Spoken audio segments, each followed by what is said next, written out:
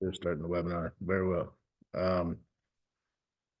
So we are live. Welcome to the February 9th, 2024 meeting of the Colorado Produced Water Consortium. Welcome everyone. Always good to see the faces and appreciate everyone taking their time. Really full agenda today of I think some good discussion items as well as some presentations from different consortium members on things that are relevant to the work that we're going to be doing. Just a brief overview of the agenda. We are going to talk initially about the approach to our May 1st, 2024 deliverable. We're going to hear from a few folks that have requested to provide general public comment to the consortium. Then we'll take some time to discuss the March 1st deliverable. And then we're going to hear from Eric England, Grant Tupper, Doug White, Clay Terry, Dr. Cloel Danforth, and Dr. James Rosenblum on different presentations associated with produced water as identified on the agenda. And so again, really appreciate everyone taking the time to be here today. In order to start the meeting, we're going to do a new thing that we did initially at some of the meetings, but we need to identify who we are and what seat we represent. So if we could quick go through, and I don't want to take too much time on this, and just indicate your name and what seat you hold on the consortium. And I'm going to call your name out as I see you on my screen. And then that creates a record of who attended the meeting today. So first I see Eric England. Yes, good morning. Sitting in one of the seats for the experience and expertise on the board. Thanks, Eric. Clay Terry.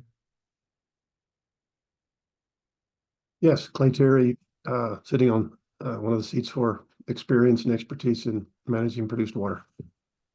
Thanks. Nikki Wells. Nikki Wells, sitting on the seat for nonprofit and disproportionate. Thanks. Jeff Kirtland. Yeah, good morning. Representing industry, Jeff Kirtland. Thank you. Piceance Basin. Irene Andrus. Irene Andrus, I'm on the seat for environmental justice. Thank you. Tessa Sorensen. Tessa Sorensen, governing body member for CDPHE. Ember Michelle. Is it Michael or Michelle? I screwed it up again, I'm sure. Ember Michael, disproportionate communities. Thank you. Grant Tupper. Grant Tupper, experience and expertise in produced water seat. Thank you. Michelina Pollock. You get that one right every time, John. So I'm impressed. As we spell Michelina Pollock, San Juan Basin Industry. No, give me time. I'll screw it up. John Heil. Yeah, good morning, John Heil, government body with the ECMC. Thank you. Cloel Danforth. Cloel Danforth, nonprofit. Thank you. James Rosenblum. Yep, James Rosenblum, academic seat, Colorado School of Mines. Thank you. Kevin Chan. Kevin Chan, representing nonprofits for people of color and disproportionate impacted communities. Thank you. Zahi Kath. Colorado School of Mines, representing academic seat. Thank you. Joseph Ryan. Joe Ryan, University of Colorado Boulder for academic seat. Thanks. Michael Freeman.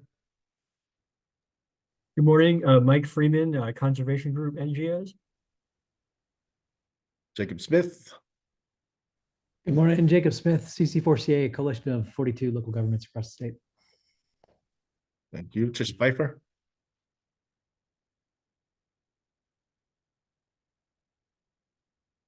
You're still muted, Trish.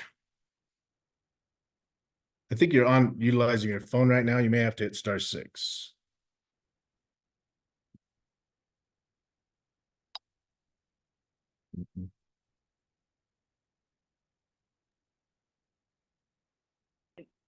Can you hear me now? Yes. Yep, having some computer issues, sorry. Trish Pfeiffer, I'm with US EPA Region 8, and I'm representing one of the federal seats.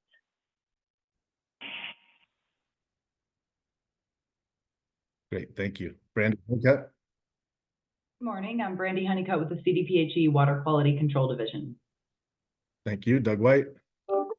Doug White, NGL Water Solutions, and I'm representing experience and expertise. Thank you. Emma Pinter. Good morning, Emma Pinter, Adams County Commissioner representing local government. Thank you. Now I'm going to get confused. Harmony Cummings. Harmony Cummings, an environmental seat. Thank you. Tracy Kozloff. We're just introducing ourselves, Tracy. Kozlov, State Engineer's Office, governing body. Thank you. Mark Hefta. Hey, thanks. Mark Hefta, representing the industry for the DJ Basin. Thank you. Great, thank you. Did I miss anyone? Hope Dalton, Director. Thanks, Hope. I didn't mean to miss you. You were on top of my screen. And so, again, welcome everyone to the Colorado Produced Water Consortium. I don't have too many opening comments here, but I do want to encourage folks to, if you haven't recently, to go back to the Colorado Produced Water Consortium page and just review both our strategic priorities, as well as some of the implementing legislative requirements portions of our strategic plan. As a lot of the work that we'll be doing over the next few months is going to be targeted on those specific sections inside our strategic plan and strategic priorities about implementing legislative requirements. And there's very specific things that we're going to be working on. And while certainly some of these things bleed into one another to some extent, I do think we want to make sure that when we're working on these topics, that we're working finitely in these particular areas in order to be able to realistically get the legislative priorities developed, or legislative deliverables developed and implemented in the timelines that are associated with that. And the two we're working on currently is the March 1st deliverable, which is the consortium will develop guidance documents and case studies to promote best practices for infield reuse and recycling. We'll talk about that a little later today. And then the second one being the May 1st, 2024 deliverable, which is the consortium will provide recommendations to state agencies and the General Assembly on how state and federal agencies can better coordinate regulatory policies related to produced water. And I'll have a few additional thoughts on those as we get further into the agenda, but I do think it's helpful to just go back and remind ourselves of the work we've got in front of us and the specificity of some of the deliverables that we'll be working on the next few months. The other thing I wanted to talk about here quick was there's been some conversation about wanting to do field trips. And I think that ties again directly into some of the things that we identified in our strategic plan, particularly in the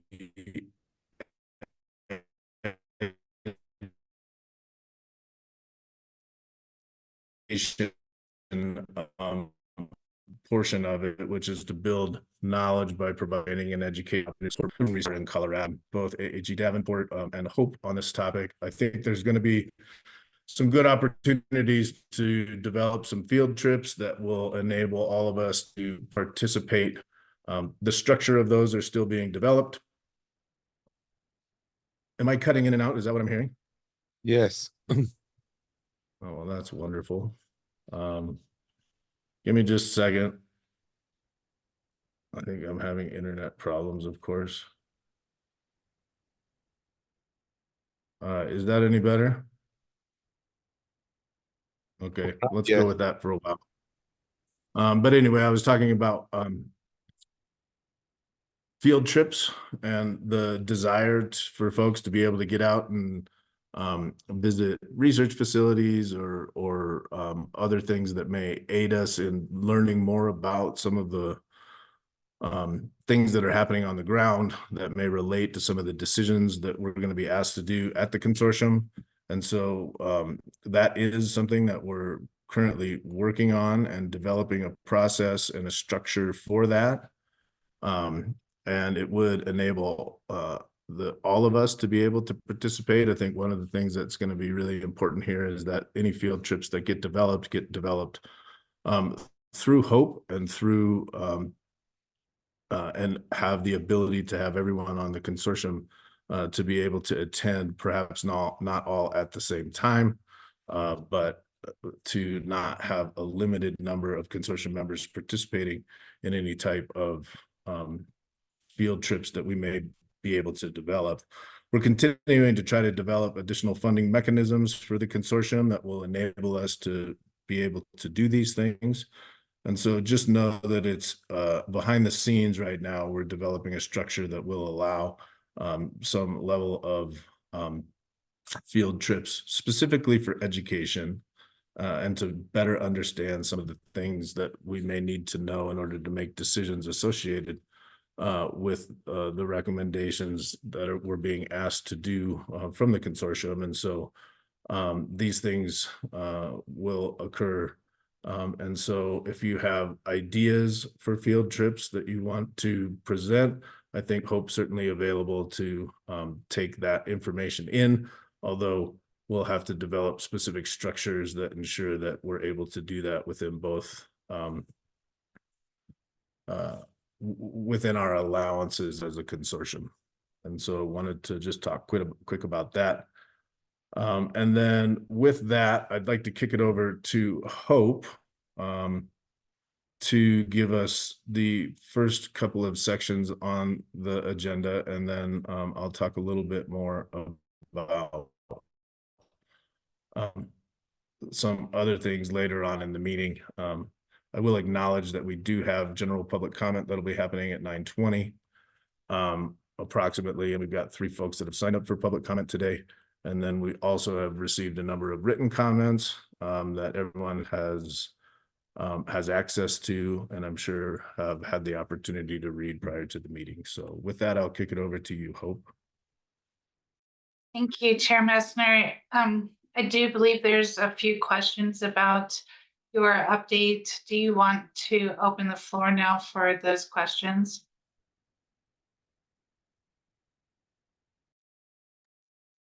You're muted. I said, sure, I'm jumping back and forth from screens, so sometimes I'm missing if folks are raising their hands, so don't hesitate, Hope, to let me know if I'm missing something there. So test. Yeah, very quick question on the timing on the field trip procedure that you discussed. What is that timing? When do you think that'll be ready? Well, we'll work on it between now and the next meeting, and so we're probably looking March before we'd have that sorted out. Okay, thank you. And then Harmony, you had a comment. Do you want to have an opportunity to say that orally? Sure. In developing this legislation, the most impactful experience that I had was definitely going on site to see Select Energy's facility and then also to the School of Mines. And that was so incredibly valuable that I really hope that we get to do that as a consortium. And then the other possibly Peonce experiences that are significantly different from the DJ. I am always an advocate for in-person. That's where you see it, taste it, smell it, feel it. And you can't necessarily you can't capture those things from reading a document.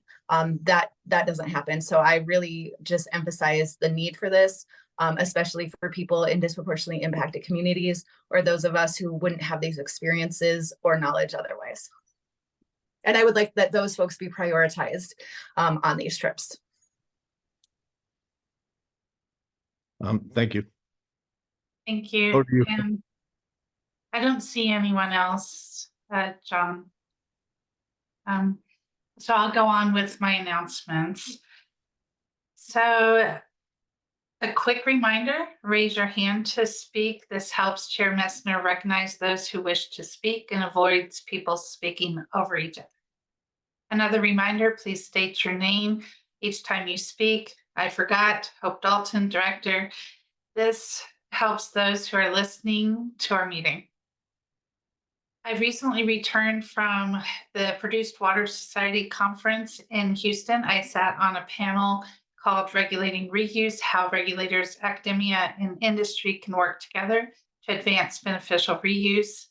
And I participated along with Mike Hightower, who is the director of the New Mexico Produced Water Research Consortium, Shane Walker, who is the director of the Texas Produced Water Consortium, Ted Wooten, who serves on the Railroad Commission of Texas, that is similar to our Energy and Carbon Management Commission, ECMC, and John Bulls from Eurofins, who is doing a lot of the produced water water quality analysis for the New Mexico Produced Water Research Consortium.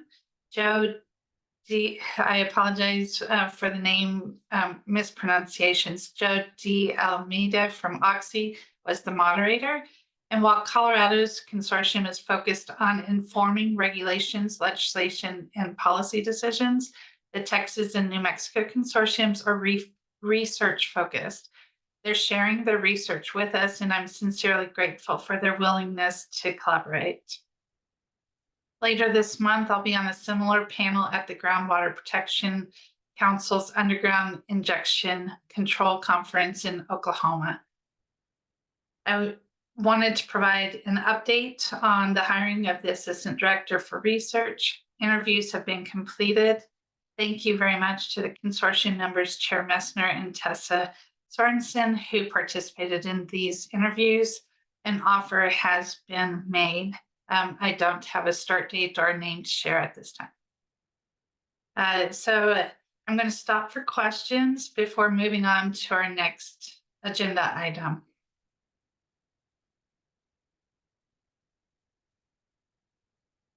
Seeing none, I'm going to move on to our next agenda item. Is that okay, Chair Messner? Okay. Seeing yes. So this is about the approach I'd like to take for the May 1st, 2024 deliverable. I'm going to read it from the legislation, and then I'll talk about my approach. The consortium shall provide recommendations to state agencies and the General Assembly as follows. On or before May 1st, 2024, how state and federal agencies can better coordinate regulatory policies related to produced water. So that's our legislative directive.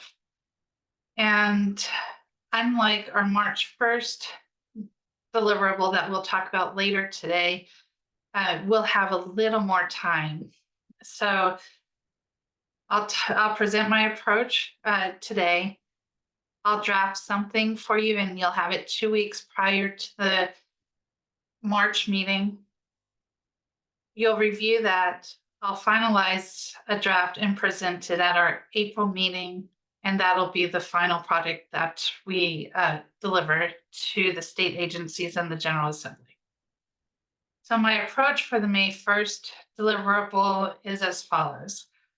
I'd like to identify all the state and federal agencies with existing regulations, rules, policies related to produced water. Next, I'd like to identify the contact person for each regulation, rule, and policy, along with any existing stakeholder process that the consortium may consider participating in. And these really are the people that are responsible for developing schedules for agendas of rulemaking bodies, people who are facilitating any stakeholder process, people who are overseeing the permitting process. Next, I'd like to identify the rulemaking bodies. ECMC is an example of a rulemaking body, and ECMC is the Energy and Carbon Management Commission. These boards and commissions that will be identified are responsible for reviewing and updating rules, regs, and policies. Next, I'd like to identify any additional state and federal agencies that may not have an existing regulation, rule, and policy, but may be interested in coordinating on our work here at the consortium. And this is really what I'm thinking in my mind is pre-planning for the future when we've accomplished all of our legislative deliverables and we're ready to move and expand our work. Then this is going to be my ask of you, but we'll review the potential conflicts, barriers, and opportunities at our March meeting and incorporate those into our final version. We'll finalize and present the draft at our April meeting. And then we'll deliver the recommendations to the identified state and federal regulatory bodies by May 1st. So back to my ask. I'll be asking you today to send me potential conflicts, barriers, and opportunities to explore. The turnaround is really quick, as will be every turnaround this calendar year. Everything's going to be quick. I'll need this information ideally by next Friday, but no later than Tuesday, February 20th, so I have time to prepare a draft for you by Friday, February 23rd. So that's 2 weeks after this meeting and 2 weeks prior to our March meeting. At our March meeting, we'll set aside time to discuss this draft, and then I'll take all of your feedback. I'll present a final draft at our April 5th meeting, and then we'll all finalize it April 5th. Any needed changes I'll make and present it to the state agencies and the General Assembly on or before May 1st. So now I'd like to open the floor for discussion, comments, suggestions on this proposed approach. Thanks for that, Hope. I'm going to get to questions on that, but I just want to put a little more, a little additional information in there. And I really appreciate the approach. I think it makes sense. I think it utilizes the consortium's time well, and I think seems to be a pragmatic approach to being able to meet that deliverable. I think it's also important to understand, you know, what this is trying to accomplish. And again, it's how state and federal agencies can better coordinate regulatory policies related to produced water. This came out of some of the initial conversations that occurred with different stakeholders when we were considering the development of the Colorado Produced Water prior to the legislation being introduced.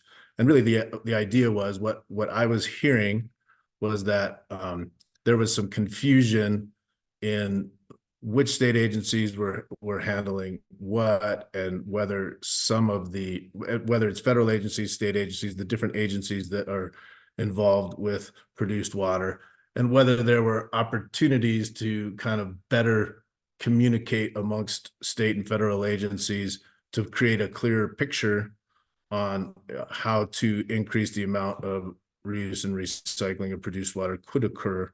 And that's really was the gist of what we were hoping to accomplish here. And I think Hope's done a nice job of also, you know, creating a structure that really is going to allow that to be identified and to make some suggestions or in a lot of ways just to clarify things that are already out there. And so appreciate that. So with that, Mike Freeman, I see your hand is up. Yeah, thanks, Chair Messner. And Hope, I appreciate the clearly laid out plan for doing this, and I understand that we've got a pretty tight legislative deadline here. I do think that it would be really helpful to have some discussion among the members of this consortium, either all of us together or maybe some manner of subcommittee meeting that's focused on this question, because I think there are a lot of us who are not part of the regulator community or the regulated industry community who would benefit from a discussion focused on where coordination might be improved and what the opportunities are.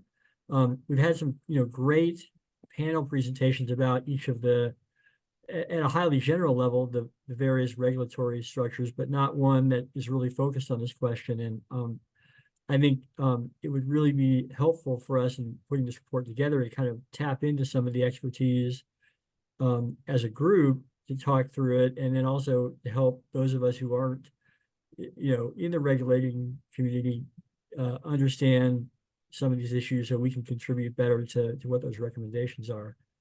So I'd ask maybe sometime in the next month certainly before we finalize it, but maybe even before March 1st, the March meeting, can we set up a discussion like that so that there's a little bit more broader input and broader participation in this report.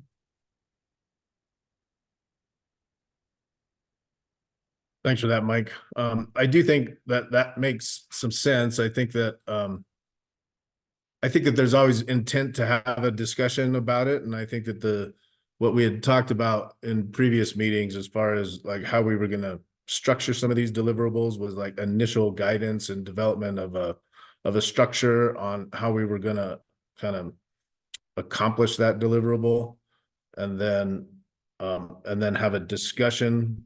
So that's one meeting, and then another meeting would be the discussion on the deliverable itself, and really chewing through some of the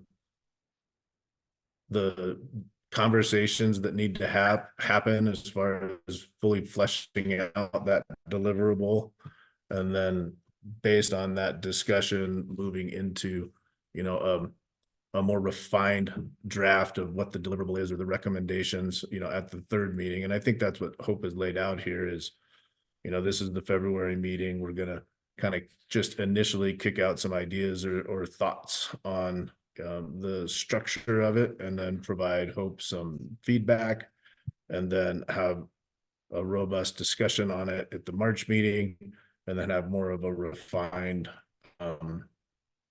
product at the April meeting in preparation for the May deliverable. Is that right, Hope? Does that make sense to you? Or I also think I hear you saying, Mike, that you might want some presentations on this or some clarity on it from the different folks, and so that may be something that we could tee up for a March meeting, but I want to make sure I understand that.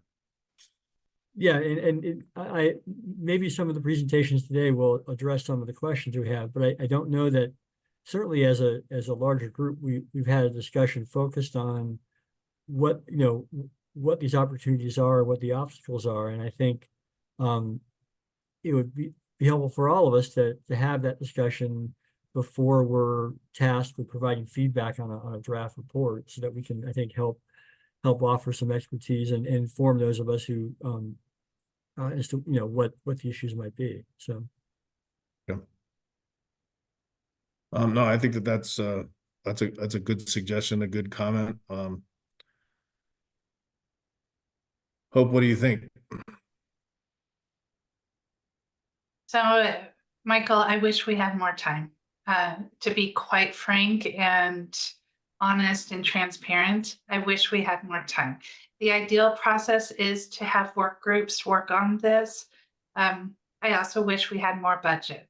So, for every project, there's time, quality, and budget. And we don't have any time. We don't have any budget. And, I've kicked around the idea of voluntary work groups, but voluntary work groups are usually for people who can afford to attend the voluntary work groups, both financially and with their time. And so I personally feel that voluntary work groups excludes some of the voices from this discussion, because they'll have to take time off work. And even if I can find the budget to pay the per diem, it's still a considerable amount of time. So the other issue is I need to get to a draft, you being the consortium, a draft in 2 weeks. And so, to try to find time for a work group within those 2 weeks while I'm waiting for the consortium members to provide me feedback, and I'm giving you only a week to provide me feedback on the first draft, that means that the work group would have 3 potential days that they could meet. And then I also have to prepare a draft for you. So, I mean, it's a brilliant idea. I love the idea. I want to incorporate it, especially in our deliverables 7 and 8, where we are. Those are due in November and December. I would like to start incorporating work groups for development of legislation recommendations. But honestly, I'll take any direction that the consortium provides me, but it will be tight. Maybe what we can do, I think, well, I see some other people have their hands up, so I'll let other folks comment. Okay. Brandy? Thank you, Brandy with CDPHE. I was with Michael on this, but now after this discussion, I'm thinking another suggestion could be like, perhaps for our deliverable back to you by the 16th, hope we could get like maybe 2 or 3 prompt questions sent to us, you know what I mean? To get our minds spinning in like sort of a similar direction. Because I mean, yeah, I work for the Water Quality Control Division, and you guys would probably recognize that there's a lot I don't know within the division. I mean, like we are very siloed as regulating agencies, at least in my world. And so like, I think a couple of like goal-oriented like prompts to get us all thinking in one direction about what the need really is for this coordination would be helpful. That's a great suggestion. Tracy? Thanks, Tracy Kozloff, State Engineer's Office.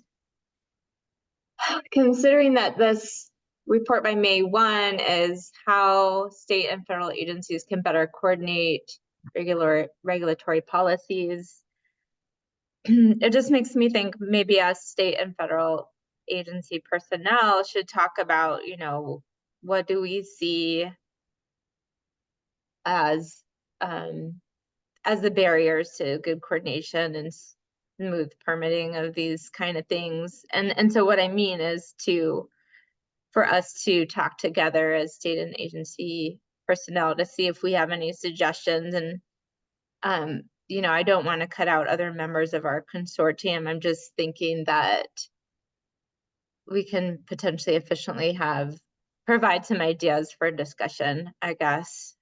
So I want to throw that out there. And also, you know, we're all paid to be here because this is part of our jobs. So I guess I, for one, would be happy to do that.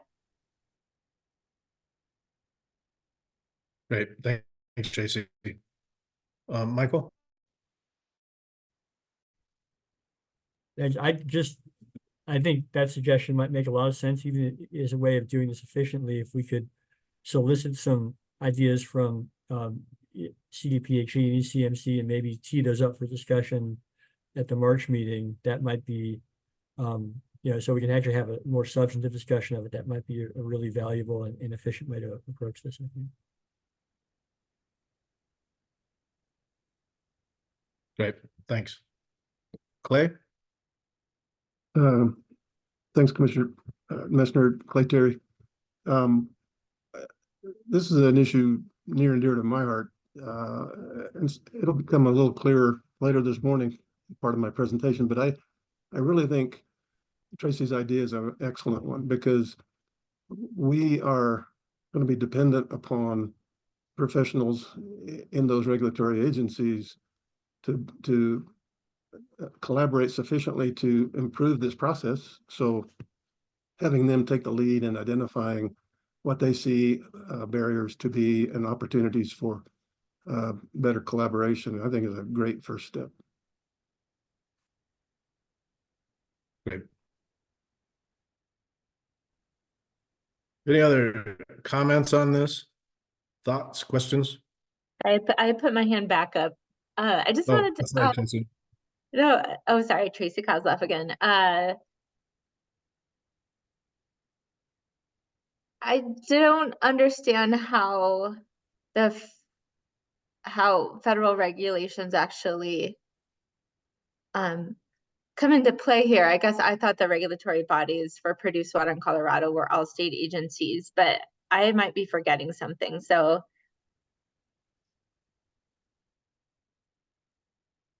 I think that's a question to you, Tricia. I mean, my understanding is that there's certainly, you know, cross engagement on this, and I think the produced water roadmap does highlight that a little bit. That's available at the consortium website, and I think was presented at one point here. But I think there is still kind of crossover or coordination between the state agencies and the federal agencies in this space. But do you have any thoughts, Tricia? Yeah, can you hear me? Trish Pfeiffer with EPA Region 8. Yes. States have primacy of the programs, but EPA still has oversight when even though states have the primacy.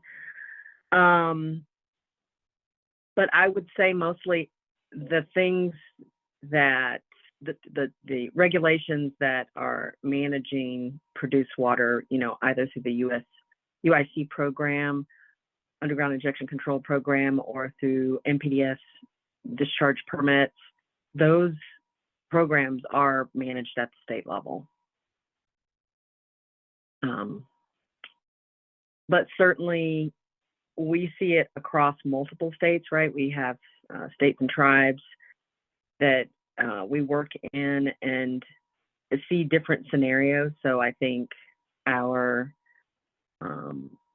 weigh in on different challenges that we see, we can talk about those and share solutions that we see that are happening in other areas that could help inform decisions for where Colorado wants to go. Excuse me, what direction that you want to go in. Great. John Heil, you've got your hand up.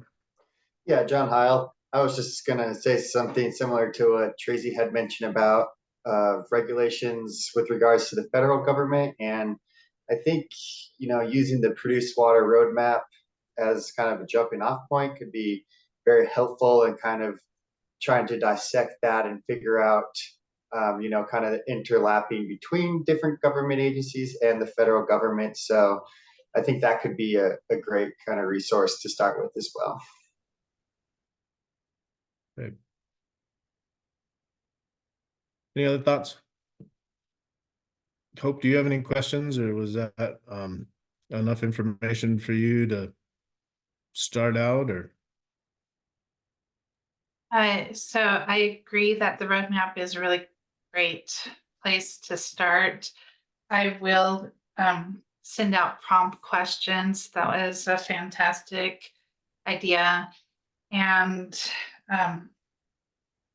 you know, I just had a thought, and maybe Tricia can either support or say, no, that's probably unlikely. But like one suggestion that I think will come out of this research will be to have a member of the consortium participate in the WRAP plan, the Water Reuse Action Plan by the EPA, and have an action item.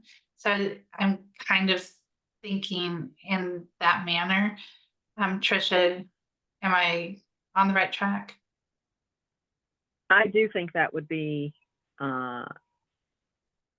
a great idea. There's a lot of resources through the WRAP is the Water Reuse Action Plan that was put together under the previous administration, and there are multiple action items that are focused on produced water. So I think it's a great idea, and I've already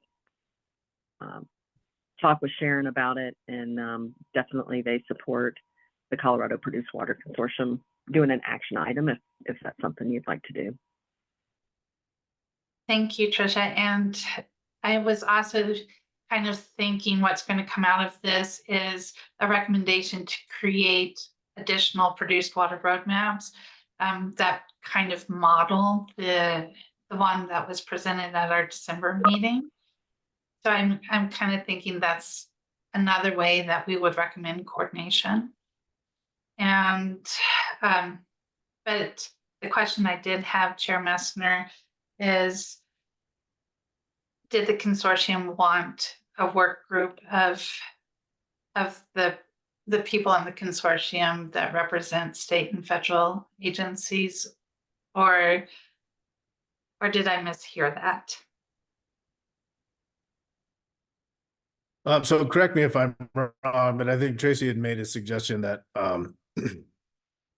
that state and federal agencies do chat with one another and try to come up with some thoughts or recommendations that would be provided to you to be incorporated into a draft and then to be discussed amongst the entire consortium at the March meeting. Is that fair to say? Tracy? Yeah, yes, Tracy Kozloff. I was making that suggestion, and I'm not sure if you would call that like a sub work group, or you know, I'm happy to just try to get us together for some discussions, however you want to term that, if my other agency partners are open to that type of thing. Yes, to bring some ideas to our March meeting that we've come up with as agency personnel. Mike Freeman, you had your hand up. Yeah, thank you. And that all sounds like some good ideas. I was just asking whether if there's going to be a subgroup just of the agency folks, if they could aim to circulate any ideas at least in advance of the March meeting, so those of us who aren't part of that could kind of review them and make sure we understand them before the meeting. That would be really helpful, as opposed to just hearing about them at the March meeting while we're reviewing a draft. No, I think the intent would be to provide information to inform the draft, just like we've asked from every consortium member here to be able to provide that information. And then that would inform the director to be able to incorporate that information into the draft. And then that obviously that draft would be circulated amongst all the different consortium members and then provided would be provided 2 weeks prior to the March meeting in order for us to then be able to have the discussion on it at the March meeting. Does that make sense? Tessa Sorensen, just to add to that, speaking on behalf of CDPHE, we certainly will bring in other staff for input on this before it would get to a draft to you. So it would not just be consortium members from CDPHE. Sure. Anything else on that topic, Hope? I just want to hear from at least one of the members, Kevin Chan or Nikki Wells, Harmony Cummings, or anyone representing environmental justice or disproportionately impacted communities, that they are supportive of this approach just from a public participation point of view. Thoughts on that?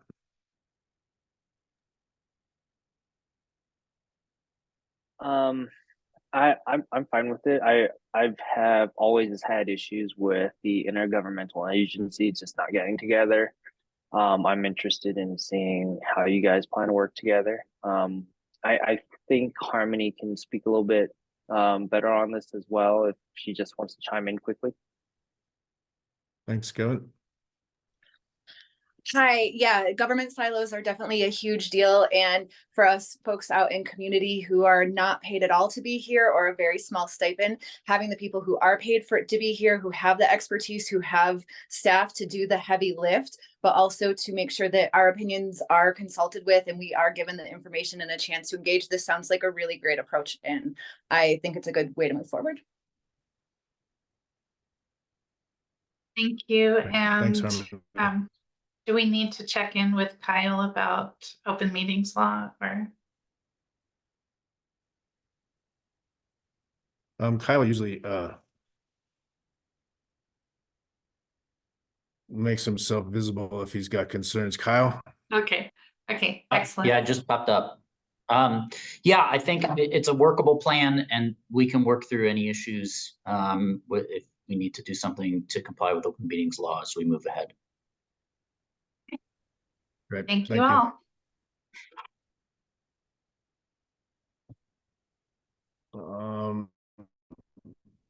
So you're good, Hope.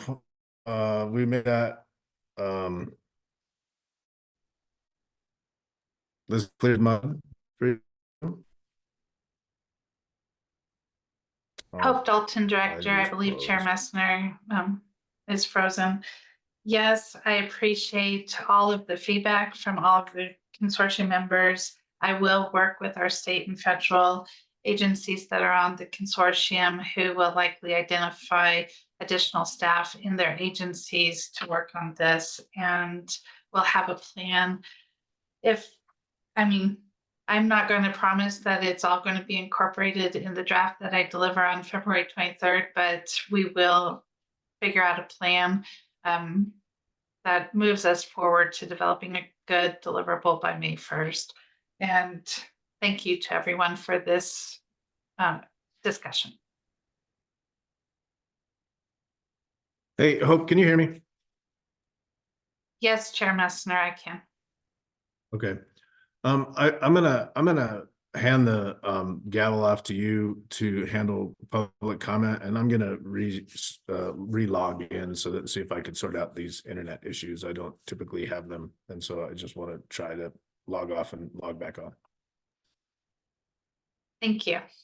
So we will now open the floor to public comment. I believe we have 3 people signed up for public comment. Jenny, are you able to elevate Christine Misbansky for public comment? Yes, they're elevating right now.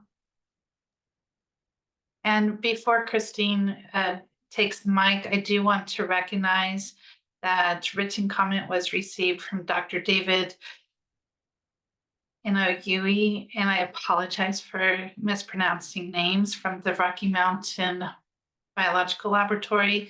Written comment was received from Kelly Kringle and Cindy Zegler, both private citizens.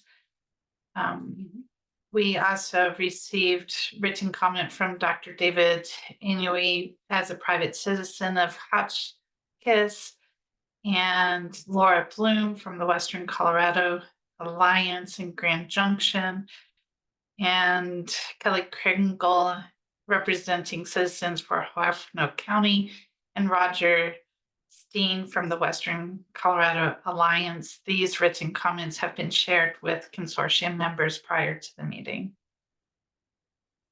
Is Christine on? Yes, I'm here. Can you hear me? Yes. Please proceed with your public comment. All right, thank you. I appreciate the opportunity today. Good morning, members of the consortium, Director Dalton and Chair Messner. Once again, I thank you for this opportunity on the to provide comment on the topic of produced water in the state of Colorado. Today, I would specifically like to comment on the recently released PDF of the bill required subject of guidance documents and case studies to promote best practices. I applaud the research effort and willingness to discuss various topics thus far in this process. I was pleased to see that the guidance document took a research-focused approach. As you may be aware, Caris Oil and Gas has an extensive water treatment and recycling system which has been in active use for over 15 years. Caris's development focus has been on the Williams Fork Formation as part of the Mesa Verde Group. The Williams Fork produces a large volume of produced water. In contrast to the current practice of horizontal drilling in the DJ Basin, Caris's wells are directionally drilled vertical wells, and we do not use any form of proppant. Accordingly, my comments are based on Caris's experience in water recycling and the form of drilling and completions predominant in the Piceance Basin. I think the guidance document should recognize the differences in types of drilling and completions across the state and the variability of formations that are being developed. The document appears to suggest that all wells in Colorado are drilled horizontally to the Niobrara Formation. However, in the Piceance Basin and other basins outside the DJ, that's not the case. As stated above, in the Piceance Basin, we drill directionally rather than horizontally, and the target formation is the Williams Fork. In comparison to the Niobrara, the Williams Fork produces a large volume of produced water, far in excess of the volume of water needed to hydraulically fracture a well. These basin-to-basin and formation variations will impact the approach taken by a specific basin to water recycling. I echo the comments that locally and regionally specific solutions need to be created for water recycling. Just as an example, the image on page 7 references the Niobrara at a depth of 6,800 feet. In the Piceance Basin, it can be found at depths up to 16,500 feet below the surface. Not all basins or geologic formations will produce enough water to cover the water needed in drilling and completions operations. For those wells, recycling from the operations will not be sufficient. In other basins, operators drill wells where the amount of water produced far exceeds that required in the operations, so solutions to dispose of the excess water are needed. Alternatively, a given basin could have operators drilling wells that are net water positive and other operators in the same basin drilling new water negative wells. An effective water recycling program will look for ways to develop efficiencies between operators for water sharing. The best management practices proposed by ConocoPhillips' case study rely heavily on infrastructure, centralized gathering and distribution systems, transportation infrastructure, specifically pipelines, and engineered storage pits for produced water to be used in recycling. An effective water recycling framework will require state, federal, and local regulatory agency support in the build-out of the necessary infrastructure. Certainly in the Piceance Basin, due to the large quantity of water produced, the ability to have large capacity storage throughout the use of line pits is critical. We also rely heavily on an active network of 309 miles of pipelines to move water throughout the field for our development. Because the quality of produced water is highly variable, treatment of that water for recycling is also highly variable. An effective produced water recycling scheme will recognize that variability in produced water quality and the potential treatment challenges to make that water reusable for oil and gas operations or other uses. While touched on lightly, I think that this is going to be one of the most complex aspects of this discussion, and the technical and economic feasibility of treatment will be an important consideration in any water recycling program. Much is already going on in Colorado in the way of recycling and reuse. I encourage you to speak with operators across the state on their successes and challenges and use their experiences as a springboard for future innovation. Many industries require the use of freshwater in their processes. The oil and gas industry has been working for years to innovate and find new technologies and processes to reduce freshwater use. Produced water recycling is just one of them, and I'm excited to see this effort supported through the work of this consortium. The House bill has an aggressive timeline for implementing new rules around water recycling. This is a complex issue, as you all know. It will take time and effort to identify and promulgate effective regulations to address the variability of operations and water quality and quantity across the state. I encourage this consortium to take the time it needs to ensure that the regulations that come forward achieve the ends of the legislation and provide the intended benefit to the environment and to the citizens of Colorado. Thank you so much for your time.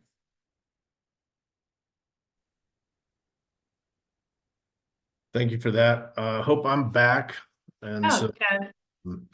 hopefully I've got this sorted out, but I appreciate folks' grace and allowing me to sort my internet out. So I believe we've heard from Christine. Is that the only public commenter we've heard from so far?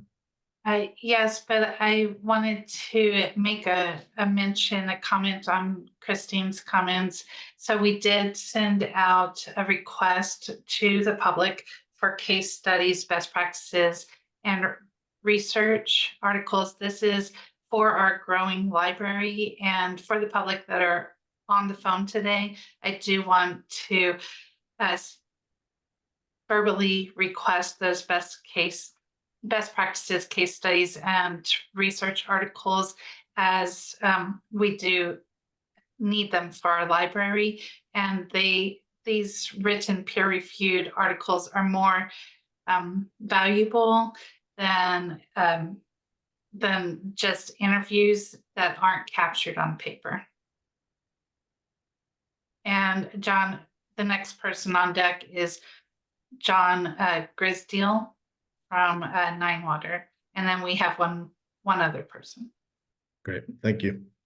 Hi, can you all hear me okay? Yes, we can hear you.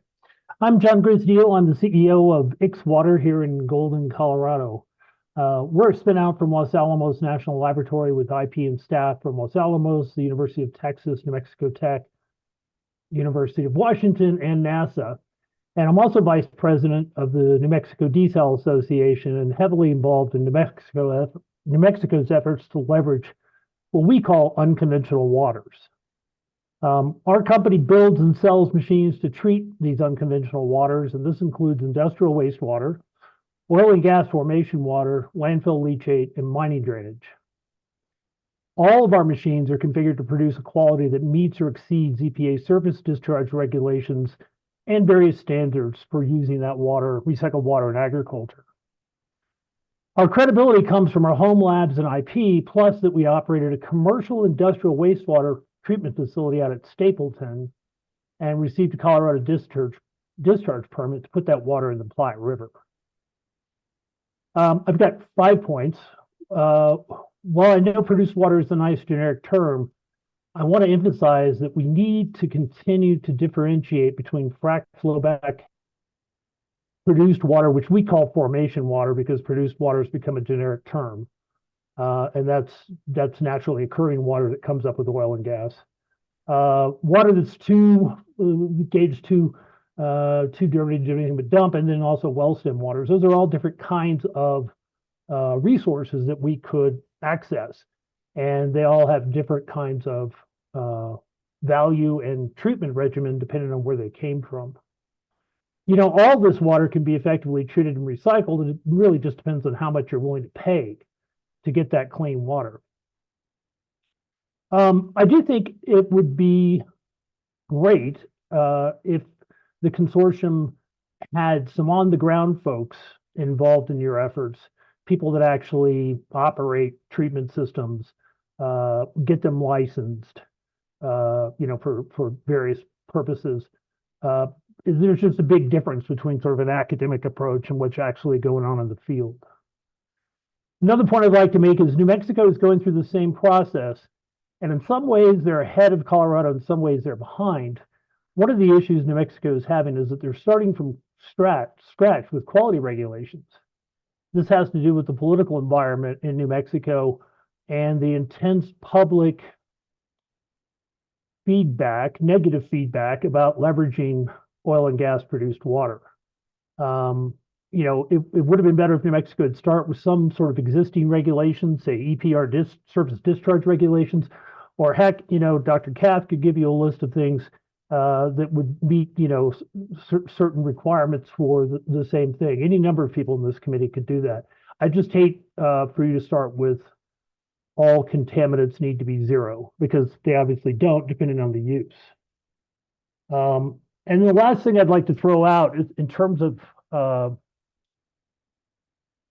I guess quality and certification is that wet testing is really ineffective because it's binary. Either the little bugs survive or they don't. It's not diagnostic.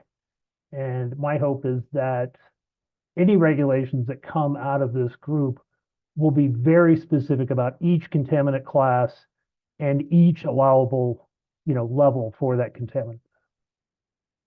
And thank you for listening. Thank you, Mr. Dio, for participating with us and providing comment. And certainly encourage you to take a look at our Colorado Produced Water Consortium webpage, which has a roster of all the different individuals that are participating in the consortium that have been appointed to the consortium. And I think you'll find there's a number of individuals with expertise in produced water and industry representation that may alleviate perhaps some of your concerns around people with produced water experience being involved in the conversations, and not just academics, but always appreciate your points that you've brought up. And I think as you look at the page and you look at the strategic priorities and results that are on the website as far as our strategic plan, a lot of the topics that you bring up are certainly things that we'll be discussing over time. And so appreciate your comments and look forward to your continued engagement with us. So thank you. I think finally we have Mr. Graffi from COGA to provide comment. Yes, good. The Produced Water Consortium. Thank you for the opportunity to comment on the first deliverable for this consortium. The draft guidance document and case studies to promote best practices for infield recycling and reuse of produced water. My name is Bill Graffi, and I am Director of Regulatory and Legislative Affairs for the Colorado Oil and Gas Association. COGA is a nationally recognized trade association with over 200 members that represents the entire value chain of oil and gas in Colorado. COGA provides a positive, unified, and proactive voice for our industry in this state. We appreciate the work and research that went into this document that you have before you today. We have reviewed the entire document, but I would like to focus on just a few of the findings. We would be happy to provide more in-depth comments on all findings in writing. On finding 1, there was mention in the draft document of produced water quality and quantity studies conducted in Pennsylvania and Texas, but there was limited information about Colorado. It would be helpful if this guidance document discussed in detail the newly mandated water data reporting for both wells and locations that ECMC implemented late last year. There are also requirements in place to provide both ECMC and CDPHE with updated water quality data on a consistent basis. This data will hopefully better inform the recommendations of this consortium that this consortium has been tasked with providing with the ECMC. On finding 3, while the inclusion of various treatment technologies is thorough, the guidance document should recognize that there is a cost associated with the use of these various technologies, and that the choice of which technology is utilized is a project and by project decision that factors in costs, emissions footprint, land use impacts, infrastructure availability, waste stream disposal capabilities, and basin characteristics. Operators must continue to have flexibility on the use of various treatment technologies. Finally, on finding 5, while cumulative impacts need to be considered, there also needs to be an acknowledgement and discussion of the cumulative benefits in operational areas. Once again, Commissioner, thank you for allowing COGA time to comment on this draft document, and we look forward to working with the consortium and consortium staff. Thank you for that, Mr. Graffi, and always appreciate different feedback that we get on the deliverables that we're tasked to deliver on. And so I think there'll be further discussion on that particular deliverable here as the next agenda item. And so I think some of your comments or questions may be talked about at that point. So with that, Director Dalton, should we move on to the next item?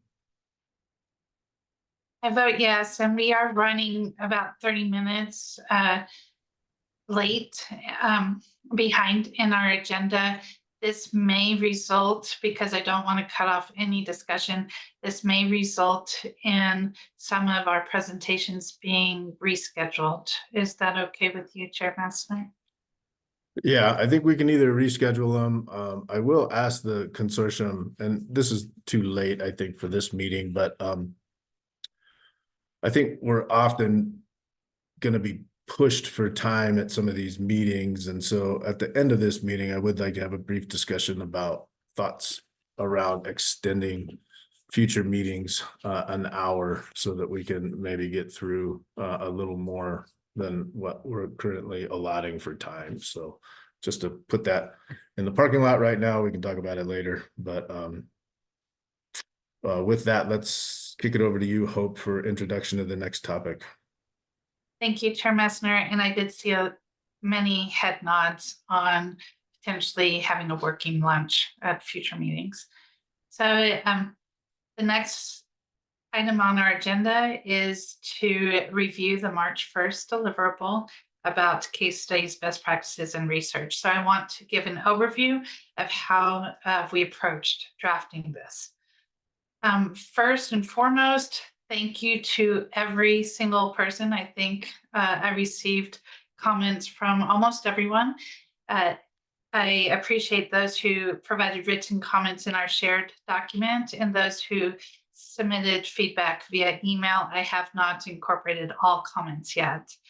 And I do want to formally apologize to anyone who was unable to access our shared Google document, and will be more diligent in the future about attaching other options for consortium members to provide feedback via a PDF or a Word document.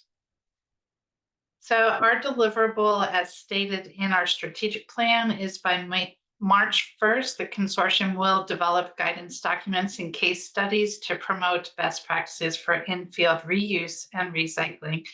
I believe some of the comments related to defining terms are very valuable and would have maybe helped with some of the comments that we've received. The focus that we took as staff is to focus on downhole reuse and recycling. So if that helps frame the issue, that is the approach we took. We began this process by asking consortium members to share best practices, case studies, and research that began even before the consortium officially started on July 1st of last year.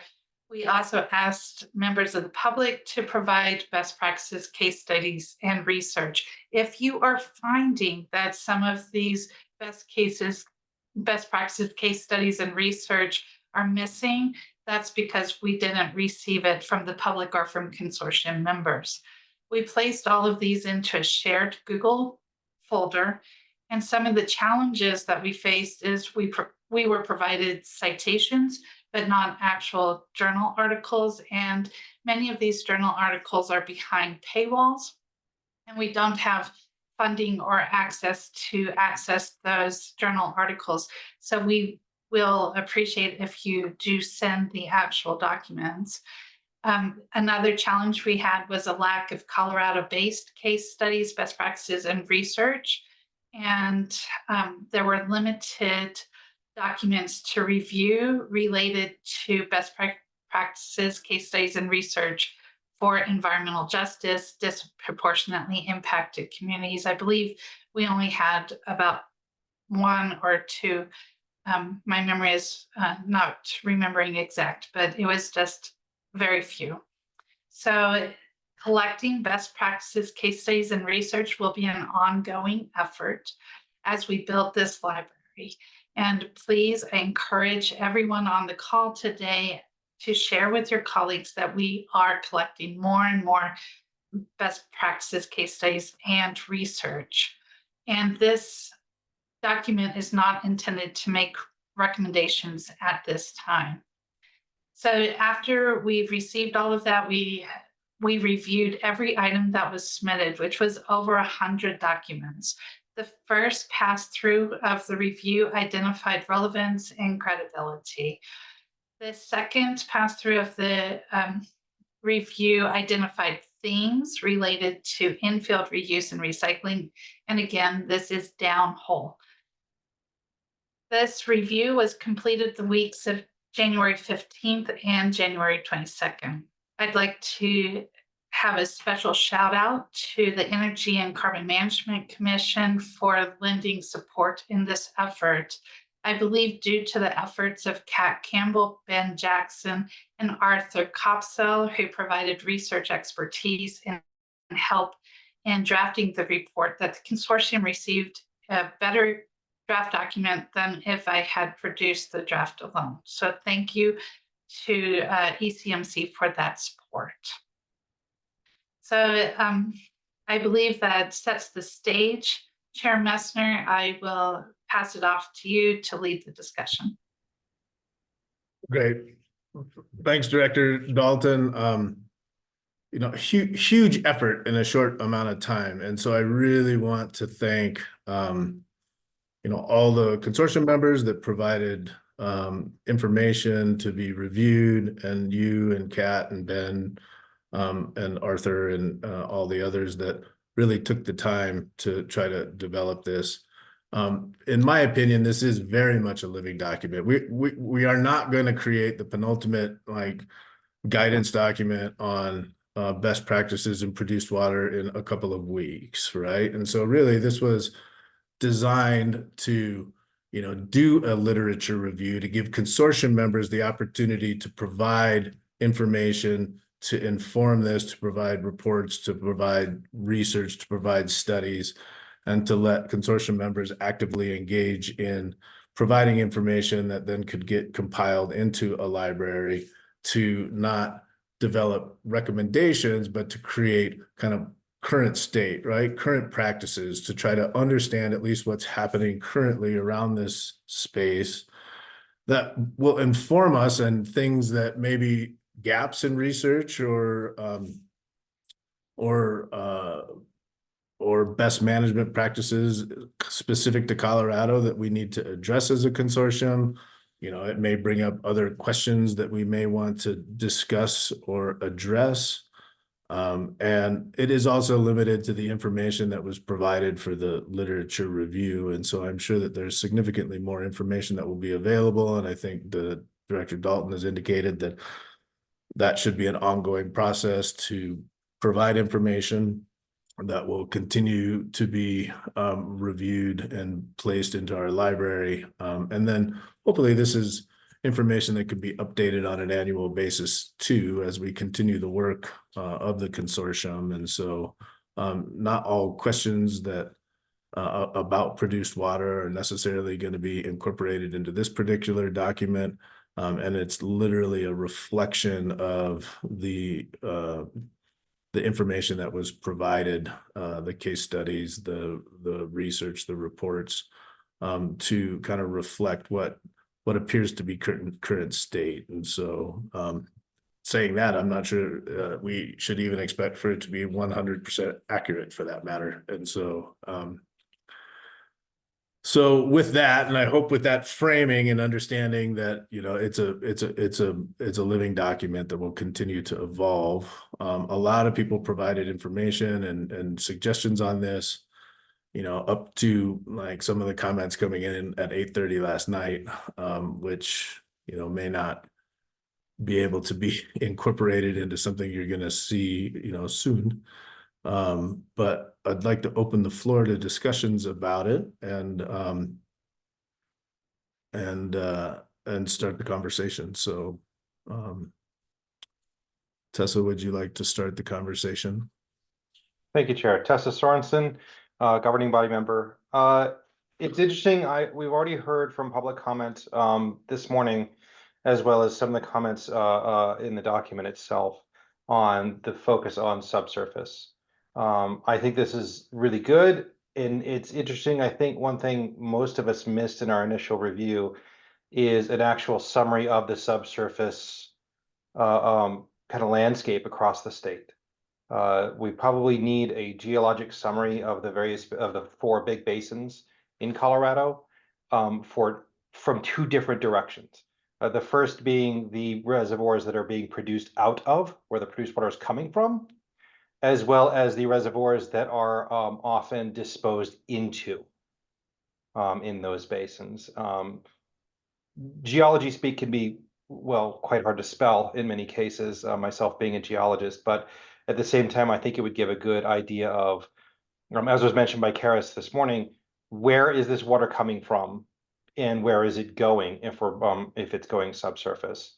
And that could give, I think, a good picture of what we're dealing with geologically, especially in terms of coal bed methane water, which can be somewhat unique on that. So that's one comment I wanted to make that I'm sorry my initial review didn't actually include, because it just kind of occurred to me. And is that a suggestion for like future information to provide, or is that a thought that is some revision that needs to occur in this particular draft? I think we can actually have this in this draft. That is actually very convenient set of papers we could cite.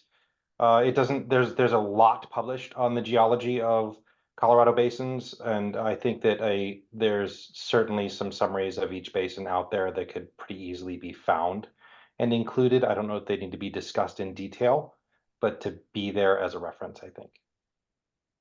I'm happy to hear from other members on this. Hope you raised your hand. Thank you, Chair Messner. Due to the timing of this, I think it could be doable, but it might be difficult. And this is a really great, if we miss it in this draft, I think it would be fantastic, and our barriers, our deliverable related to barriers and opportunities. And actually, that's an important point too, because I think, and I forgot to mention that in my initial comments, but some of the comments that were provided to this document really were talking about things that may be more appropriately addressed in other deliverables at other dates, within the consortium. So again, I want to emphasize that this initial deliverable is not going to be, a compilation of everything that we need to accomplish over the next year, right? It's really just a baseline literature review of what's happening out there that would help inform us, educate us as we, start to chew on some of this other stuff. And so I do hope that that we can refine some of the comments or take some of the things that people want to talk about in this report and maybe find homes for them in future deliverables as appropriate, and certainly not trying to discourage revisions to this draft. So with that, I think Miguelina, I think you were next. So thank you, Commissioner Messner. Miguelina Pollock. John, if we could take everything that you initially said and the very beginning and put it in like a preamble to some of these deliverables, I think it would be beneficial, for us to kind of decide what case studies were put and what comments were, where our energy needs to go. Do you think each of the deliverable drafts, Hope, could have some kind of paragraph or narrative preamble at the top that kind of describes what this deliverable, I guess, should have been? Because I misinterpreted it myself when I sent you comments yesterday. So it might be helpful to all of us to kind of stay on track a little bit for each deliverable.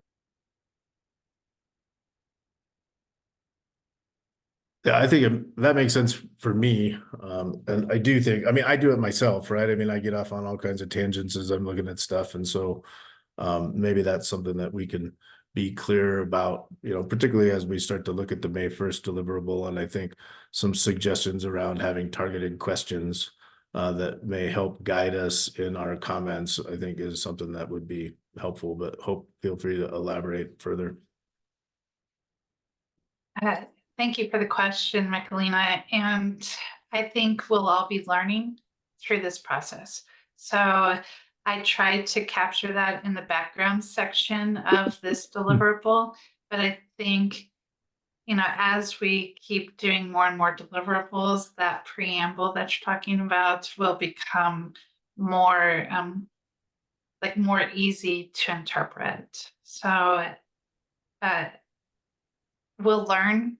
I think that I'm going to be incorporating several comments into that background, and I'll work with Chair Messner to capture what he said in this meeting. Thanks for that. Chloe? Yeah, hi, Chloe Danforth. Miguelina, that's an excellent suggestion. Just want to echo that. I put a resource in the chat. HEI Energy has a literature, it's a spatial bibliography literature hub. I can't help with things that are behind a paywall because of copyright law, but it is a growing living library. And so you can actually click on, like, by state, what literature is relevant to each state. And it includes things on water quality and air quality. So just to draw your time, and I'm sorry I didn't think of this earlier, I was thinking infield. I did want to, for this document, to the point of, what deliverable belongs where. My understanding is that this deliverable is infield, as Hope just echoed, that everything's downhole. There's a lot of mention in here about beneficial use, and that there is technology for it. And I just wanted to flag that we have an entire deliverable for outfield reuse that's due next year. And a lot of the conversation about how treatment is available sort of presupposes that it's ready and has been tested. And I want to caveat that heavily in that, that's why we're doing this research. That's why we have that deliverable. And also to just sort of note that the technology that is listed could use some, what's what I'm looking for, context around where it is in its development. Is it proven up? Is it like off the shelf and ready to go? or is it, has it been done in a handful of benchtop or maybe even pilot scale? So I just, that technology exists for outfield reuse is, I'm not sure that the science is there to validate that statement in a very general way. And so that just needs a big old asterisk next to it. That's, I think, the majority of the comments that I had for this. Also, I didn't see any mention of class 2 wells. I saw class 1, but I was a little confused why only class 1 was mentioned, not class 2 for underground injection. So I'll stop there. I sent you my notes that get more into the weeds, but thank you. Thanks, Chloe.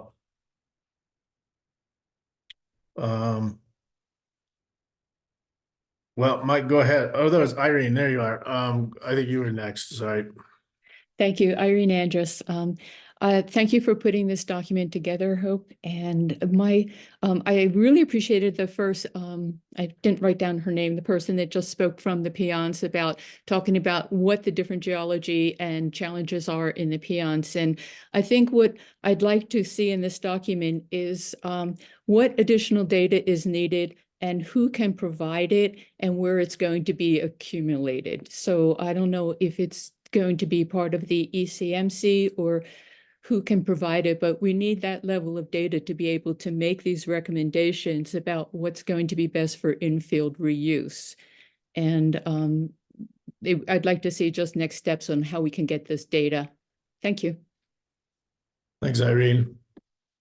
I mean, I think that's on us, right? So that's my initial thought on it. I don't know as it needs to be incorporated in a literature review. What we do with that literature review, what we do with the information that's provided is up to the consortium. And to me, that includes informing us in further discussions that need to have, or further research that needs to be done, or further information that needs to be developed that's either currently out there or needs to be developed based on holes that we see in the literature review. That's why we do the baseline literature review, in order to figure out where the holes are, what additional information we need to provide. I mean, does that make sense?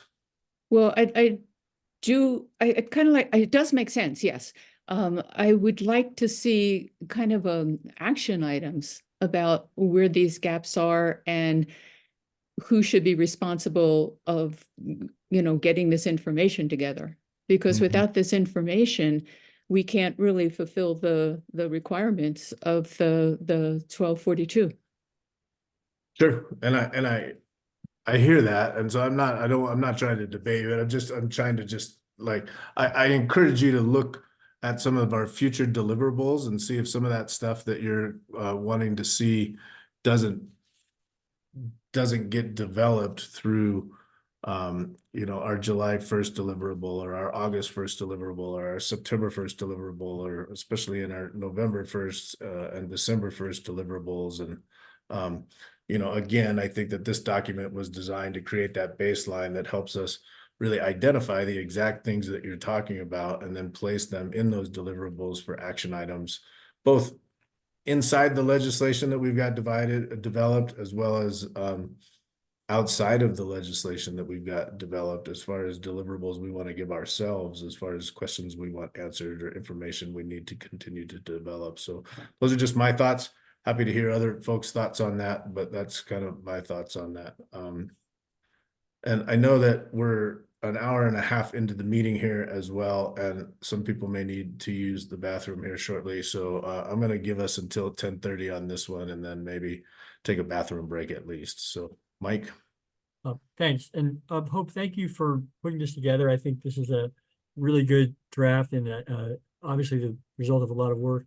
I just wanted to echo a couple things and ask, and then also raise a question.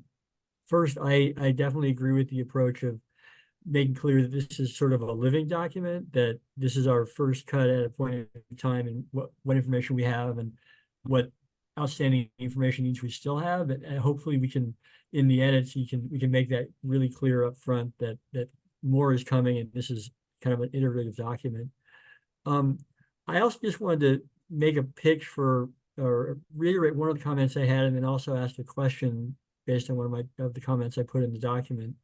I hope also that we can make clear here that in terms of information gaps about possible impacts for infield reuse, it's not just air quality, but that there are information gaps about transportation risks, storage risks, the other kind of the whole set of environmental issues that aren't just downhole, but go into concerns and the impacts on other resources from transportation and storage of produced water, even infield. And I think we can put it in there and weave it in, but I think that's an important issue to highlight in here, especially since the public will be reviewing this. I think we want to make clear to the audience that that's a serious concern that we're planning to take a hard look at.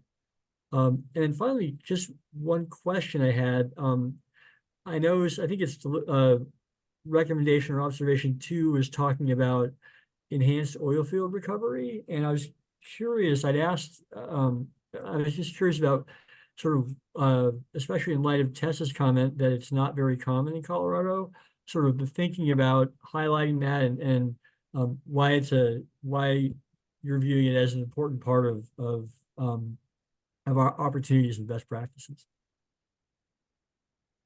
I'd like to add some context, if you might, Tessa Sorensen. Water based enhanced oil recovery in the state is not terribly common. So there is enhanced oil recovery, but we're talking about produced water, so that's what I wanted to mention. Thanks for that, and I'll give Hope a chance to comment on that. On the one question you brought up, Mike, I'm gonna direct you to, and you know this, but our strategic priority A3 and A5, are really specific to infrastructure, storage, and treatment facilities, and then analyze necessary infrastructure, storage, and technology. I think those 2 deliverables in particular really are those pieces where the transportation, the storage, how do we really develop those conversations around, the beneficial aspects of them, the impacts associated with them, and looking at that risk-based analysis in the different basins. I mean, to me, that's where I kind of thought we would go in those particular areas. But again, if that's not where you saw it, happy to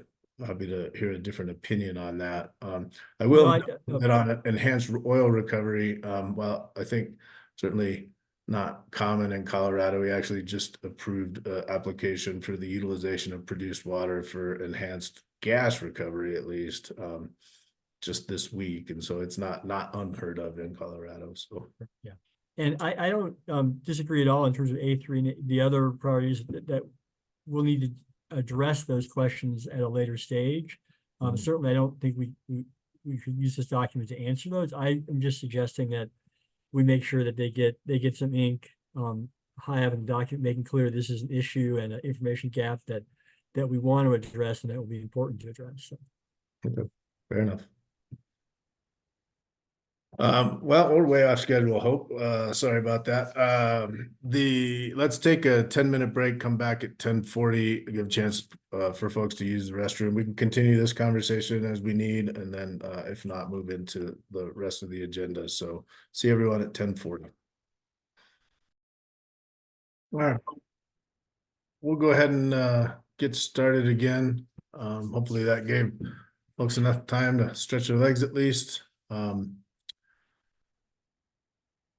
Hope, I think we want to just kind of wrap up this conversation, a little bit of consensus around kind of next steps here. And so before we do that, I want to better understand, at least from your perspective, how much additional information or modification you feel comfortable making. And then I want to hear from consortium members to make sure that they feel that their voices have been heard, that the information that they've provided has been incorporated, and that they're comfortable with Hope making some modifications as she sees fit as director, but then finalizing the product and presenting it, as we've indicated here, as a living document and not a final not the final say on everything, right? And so why don't I start with you, Hope?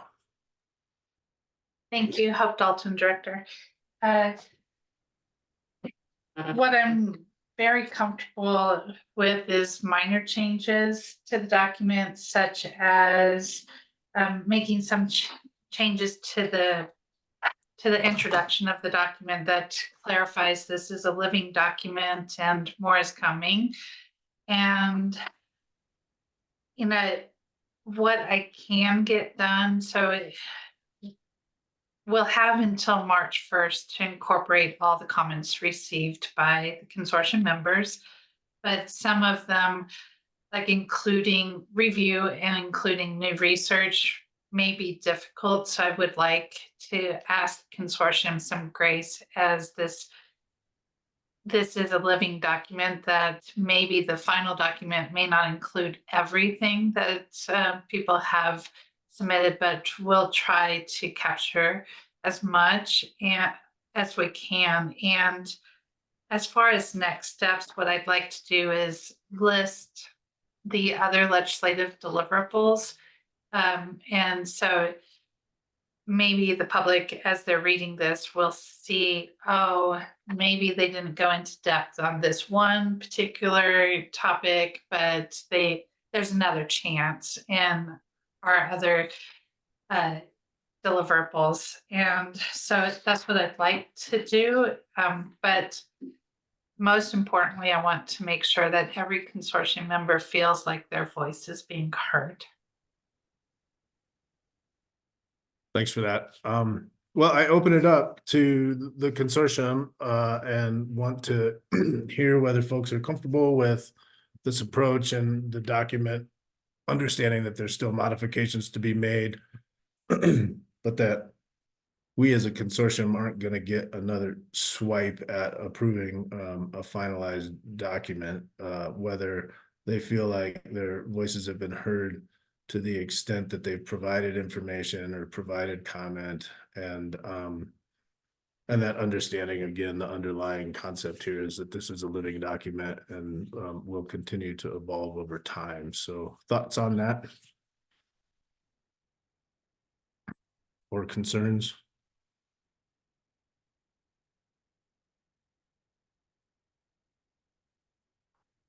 I don't know if I can take silence as agreement on this one, so I may actually need like an affirmative, like, hey, I'm cool with this, or I'm not. So maybe cool with this. Thanks, Nikki. We've got one. Jeff? Yeah, thank you, Commissioner, and Jeff Kirtland. Yeah, I think as you've described it, as Hope has described it, is consistent with how I think we should move forward. I wonder if there's a way to just continue to reinforce in this document, reference to our strategic plan and what our future sort of tasks are, as a way to kind of outline the runway of where there might be additional opportunities. And maybe that's something consistently we need to just reinforce in all of the product that we put out, is really what our guiding documents are, as a way to remind folks publicly about the task that we have in front of us. Thanks, Jeff. Good suggestions. And I hope you do a great job of that when you send emails out and you reference the different strategic priorities and parts of the strategic plan. So thanks. Commissioner Pinter is gone. I just put it in the chat. I just say that I also agree, given the time frame that we're facing, and I concur on Hope. Thank you so much for your really high attention to detail. Thanks for that. Harmony? I think just as important as what was found in the research is what wasn't found. And I see the notes in there that say we need to follow existing regulation, but I wish it said we also need to create regulation. It becomes apparent that there needs to be further regulation to ensure we are protecting health and environment and those sort of things. That struck out to me. And then when we were talking about testing for constituents, it's the same thing here. I wish there was some mention of there are many unknown constituents that we don't know how to test for, and we don't even know to be testing for them. That's just something that jumps to the top of my mind as I read this document. Thanks for that. And I think we heard those comments have been incorporated.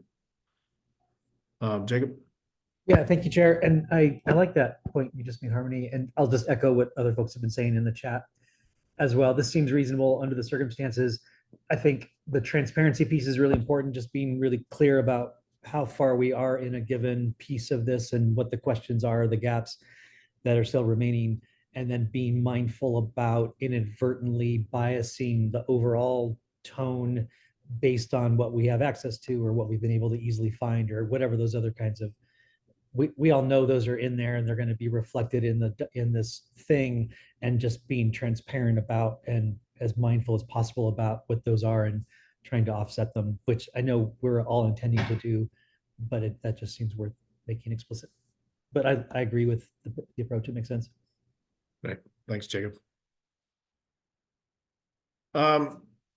Number of folks providing comments in the chat as well, so thanks for that. And Hope, last words. Thank you. So, Harmony, I would like to reference like we'll be looking at regulations in deliverable 2. We'll be looking at toxicological methods in deliverable 9. Would that capture what you're trying to state as something that's missing?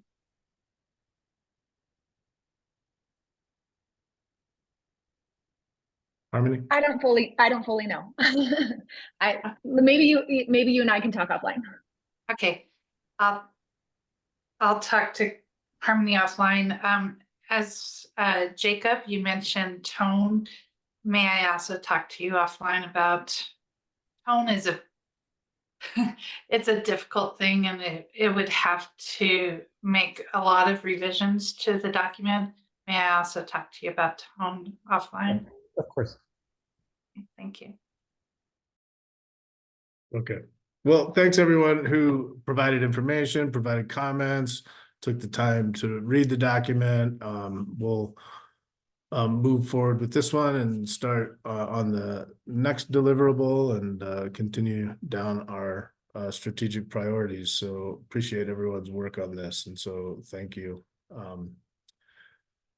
Also realizing we've got just over an hour left, and we've got a number of really good presentations that I think folks have put together for us that help us with strategic priority 2, which is our education priority. And so we're not going to get to everyone today. And so Doug White's agreed to push his into next meeting or a future meeting. And so appreciate that.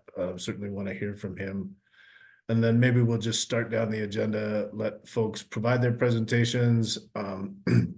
Certainly give commissioner or consortium members the opportunity to ask questions and see how far we get in the time we have allotted today. And then anything we don't get to, we'll push to a future meeting. And so, so with that, unless Hope you've got anything else, I might move us to the first presentation, which was from Eric Angland, which is water treatment and reuse opportunities and considerations.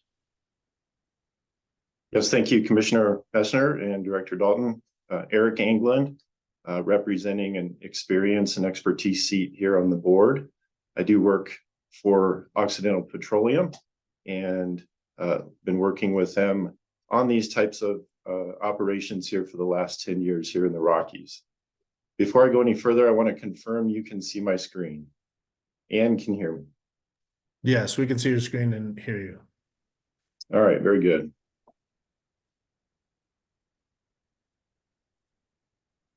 Before I talk about Colorado specific operations, I just wanted to take a moment to highlight Oxy.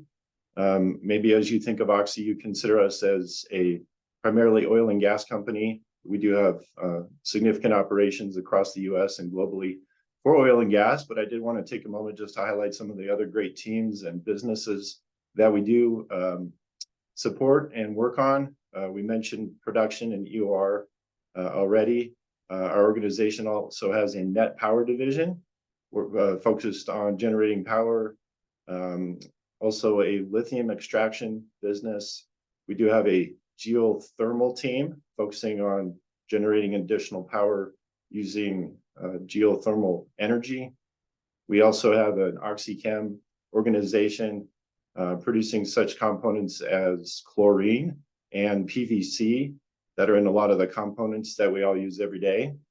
And then we have a newer organization, Low Carbon Ventures, a carbon engineering division. And that team is focused on carbon capture, carbon sequestration, reinjection. Our first large US full-scale direct air capture unit will be coming online here later this year in West Texas.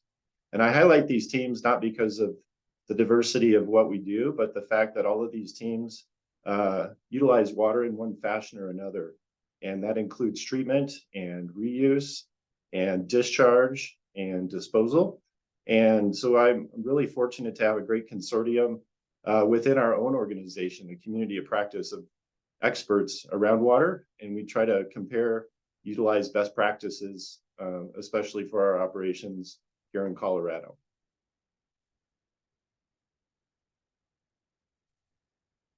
Specifically for Colorado, and based on some comments previously in our meetings, I wanted to highlight, Tracy Kosloff mentioned last month in her presentation, in the 2021 water data for the state, the oil and gas industry in its entirety used about 0.2% of all the water.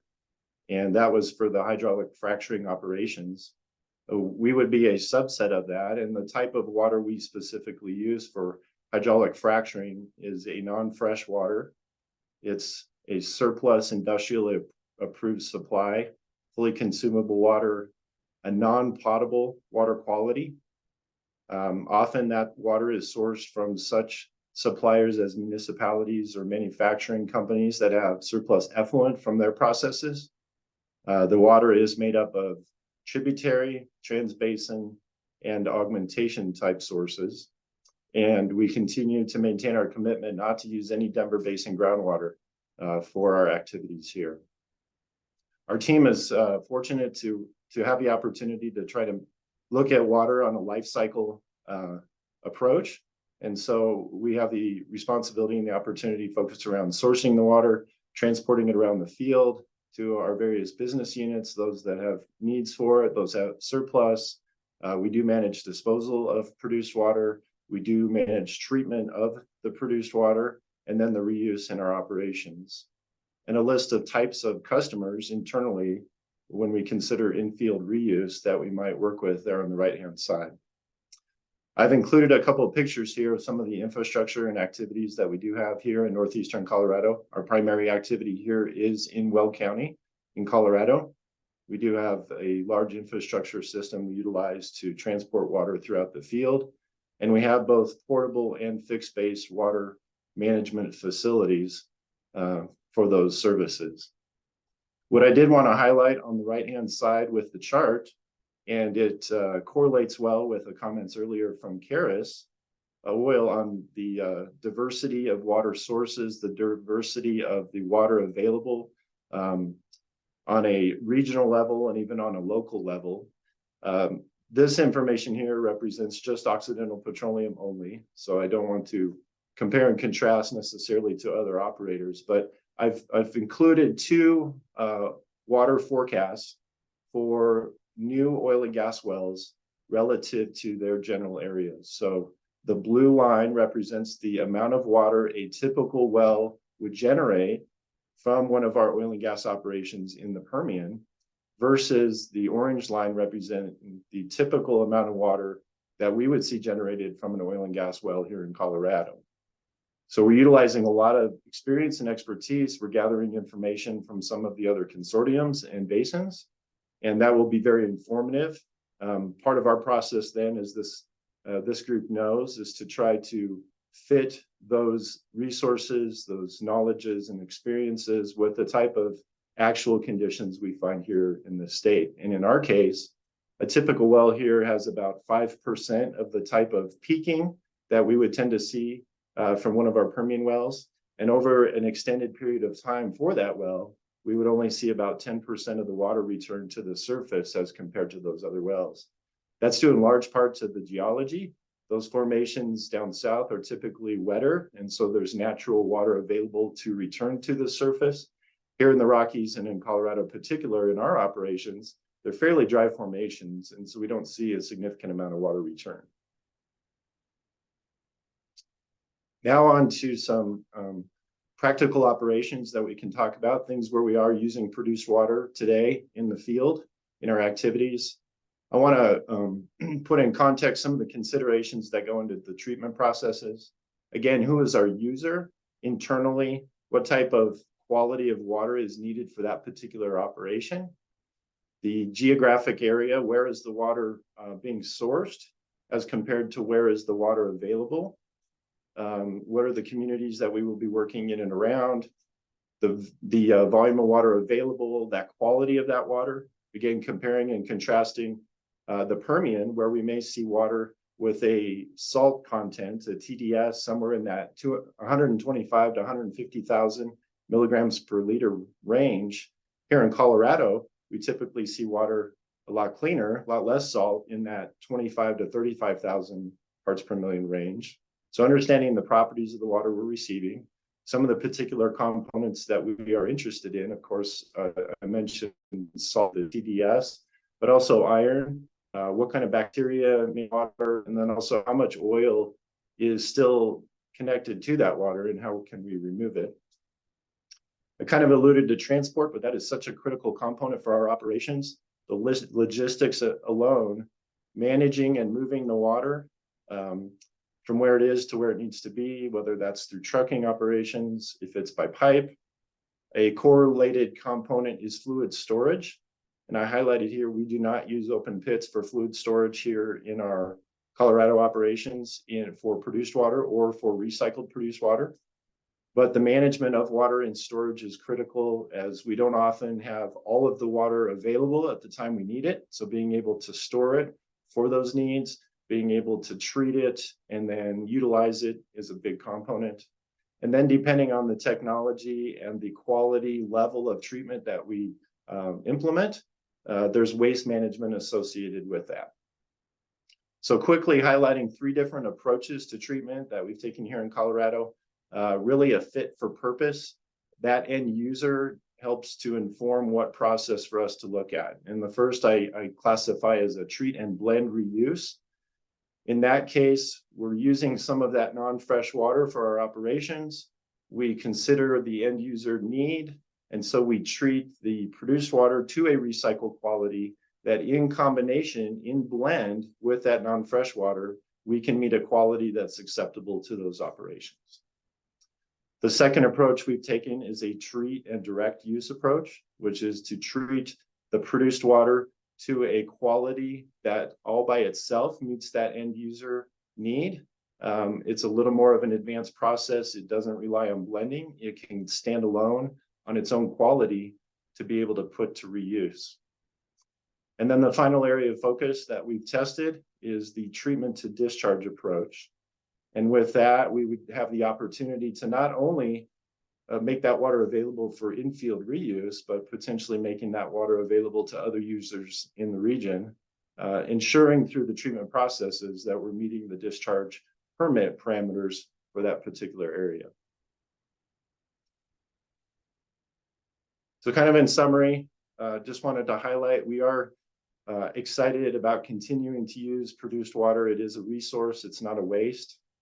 The considerations we make, and I think we all need to make as we move forward in this process, are who the users are. Again, the logistics around the water, how much is available in a particular area, how do you move it around safely and successfully, how do you store it, the treatment processes. From my perspective, we've come a long way, and there are a lot of good treatment solutions out there for varying end results that we're looking for. But we want to ensure that the performance is there, the quality of the water is meeting the expectation, and in many cases, particularly for us, the ability to move that treatment process around to where the operations are. And then aligning with the permitting process, and we've already talked about some of that this morning. The site conditions, approvals there, the actual treatment process, approvals around that, and then how do we manage some of the other components around water treatment, including waste and air. So from our perspective, the ongoing efforts that are in place, but opportunities to continue to advance the regulatory framework, which fits with the comments around our next deliverable. The diagram here in the middle was taken from the Water Quality Control Commission when we worked with them several years ago to initially investigate the treatment to discharge solution. And what it highlights is there is a very thorough consideration for produced water. And this is just one of the key agencies and how they have been evaluating it and managing it. And I'm certain there's been some updates to that since then, but it highlights some complexity, but also a lot of thoughtfulness around how produced water is regulated. The other areas to continue to improve are on the ability to transport it, potentially in the future through lay flat. Typically now in pipelines, it's a solid line, storage options, ways to continue to hold that water when it's available and then be able to use it later when we have needs. Advancing the infield sharing framework. I know on the west slope, there have been some great sharing partnerships over the years. And I'd say on the east slope here, we have some additional opportunities to build those networks and to try to find those synergies. And then extending our framework of relationships with other partners outside the industry, those other potential municipal, industrial, commercial, or even agricultural users where the fits work well. And then finally highlighting, having previously spent time on the South Platte Basin Roundtable, there are several regional basin water solutions efforts underway, including in the Metro Roundtable, the South Platte Basin Roundtable. Each of the major rivers have a representation there of a number of water experts who are coming together and are working to try to solve the water supply gap that's forecasted in the future.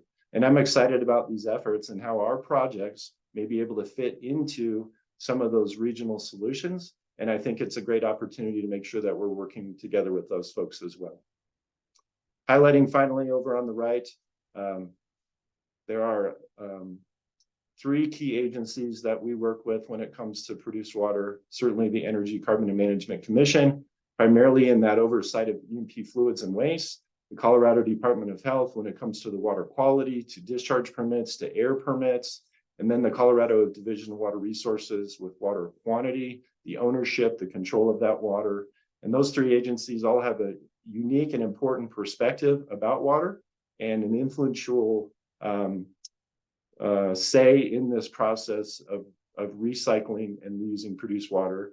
And we're excited for this next deliverable as it continues to highlight that integrated effort and where we continue to get better in those areas. And with that, hopefully I'm helping catch us up on time. Great. Thanks, Eric.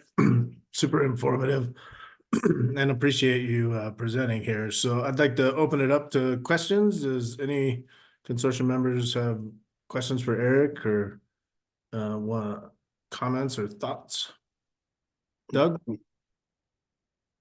Yeah, Eric, thank you. It was a great presentation. My question would be, what challenges are there for your team on being able to scale the recycling business or the recycling activities? We know how important those are as per what our charge is here is to reduce non-potable use. What could we do as a consortium to focus on to help scale what Oxy's already doing? Yeah, thank you, Doug. I would say it's that continued opportunity to integrate efforts by several operators and service companies together. We may work one-on-one with an organization like yours, but we have some additional opportunities to expand that community network with other industry members as well. For our company specifically, there are some areas where we're very limited on infrastructure. And so trucking becomes the primary method of moving both treated or untreated produced water. That becomes an impact on just how successful we can be. So additional infrastructure and I think additional integrated efforts with other partners in the field, from my perspective. Commissioner Pinter? Yes, thank you. Just one question, Eric. Thank you for your presentation. I particularly appreciated the chart, the flow chart of regulatory agencies, and we'll be looking at that in more detail later. I did have one question that came up for treatment operations that discharge into surface waters. Are these covered by a general permit or a specific industrial discharge permit? And could they share, could you just talk about like some of the water quality parameters in those individual permits? Yeah, that's a very important question. Making use of the water at the surface is meeting the quality for that particular area. And so I will probably look to those like Brandy or Tessa to clarify, but in my perspective, a general discharge permit, we would be able to utilize in the sense we're meeting the most stringent requirements across the entire state, and therefore that type of process could be used anywhere. The CDPHE Water Quality Control Commission also has permits that are focused on specific regional or river segment areas. And so in that case, you would target the quality parameters that are specific to that region to ensure you're meeting those standards.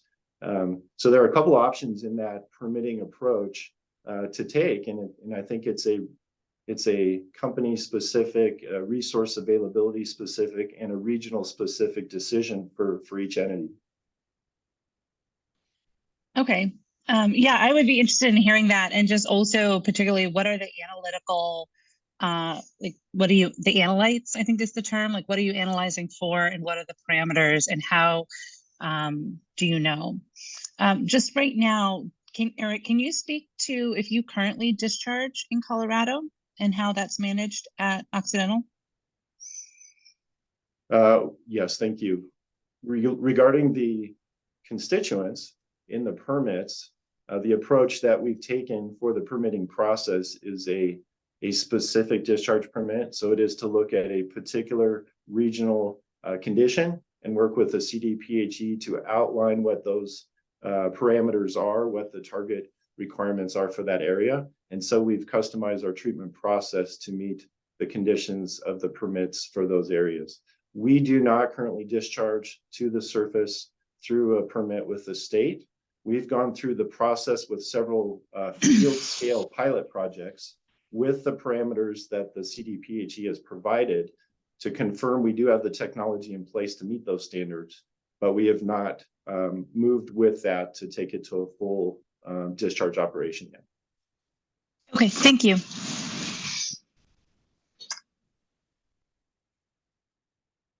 Yeah, Tessa Sorensen, question for you, Eric. I know that, Mr. Chair, you're muted.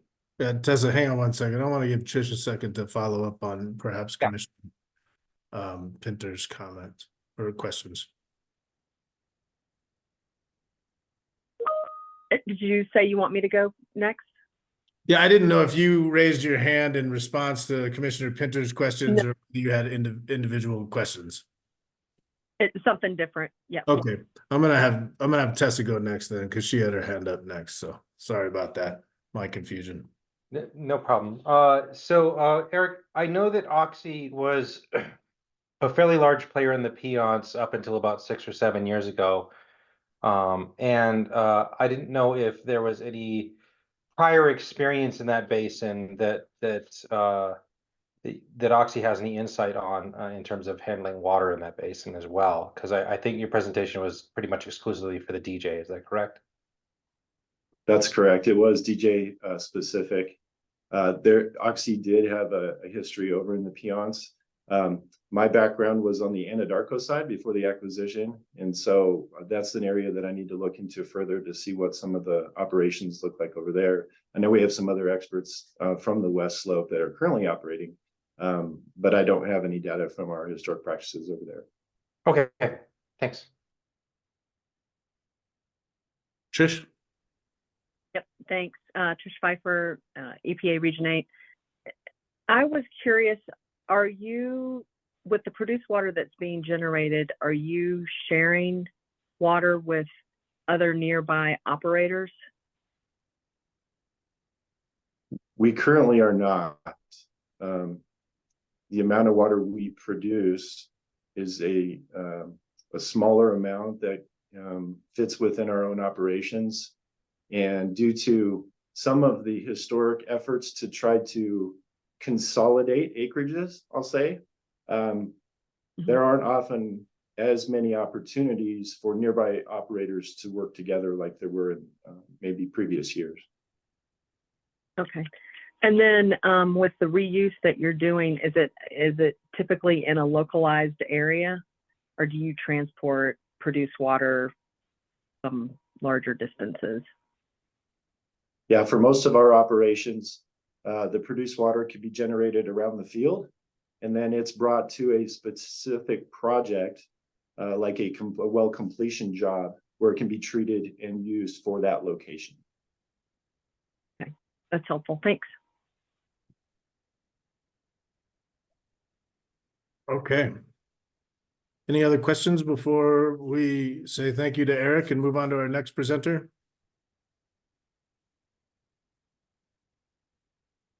Great. Thanks, Eric, for presenting here today and being a participant in the consortium. Really appreciate your input and your willingness to present today. So thank you for that. And next up, we have Grant Tupper, who is the Director of Business Development in the Rockies for Select Water Solutions, and he's going to give a case study example for the Lone Star Treated Produced Water Facility. So Grant, the floor is yours. Thank you, Commissioner Messner. I'm going to try to share my screen here. So, oh, 1 second, Commissioner Pinter, you have your hand up. Am I missing something? Yeah, Brandy was being really generous in talking about how maybe Eric could share some comments on document availability, given that you are currently in pilot program for, and referring back to you, Eric, or we could follow up and hear from Brandy later about producing documents so that we could get an understanding of how your pilot is going and what are the parameters that you're considering. Eric? Yeah, if you don't mind, let us work on that on the side afterward and discuss that. We'll see what information we can make available for those pilot projects. Great, thank you. I'd be really interested. Thanks. Sorry, Grant. Floor is yours. thank you, Commissioner. I'll try to share my screen here.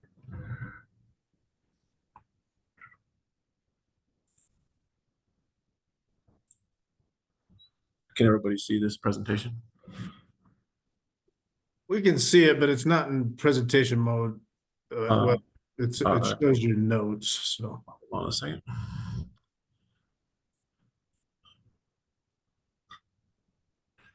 I apologize for the difficulty here.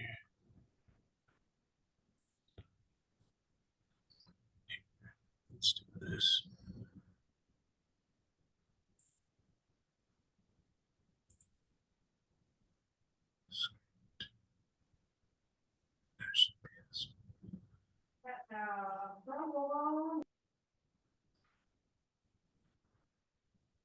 Is that sharing the actual screen now? Yes, we can see it. All right. Thank you, guys.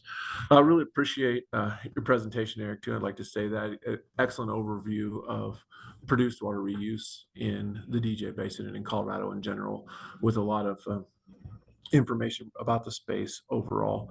This particular presentation, and it's Grant Tupper for Select Water Solutions in the expertise in industry seat here on the Colorado Produced Water Consortium, is going to be a particular case study on a treatment facility for produced water that we have here operating in the DJ Basin, what we've learned from that, and some more specifics around exactly this one particular project.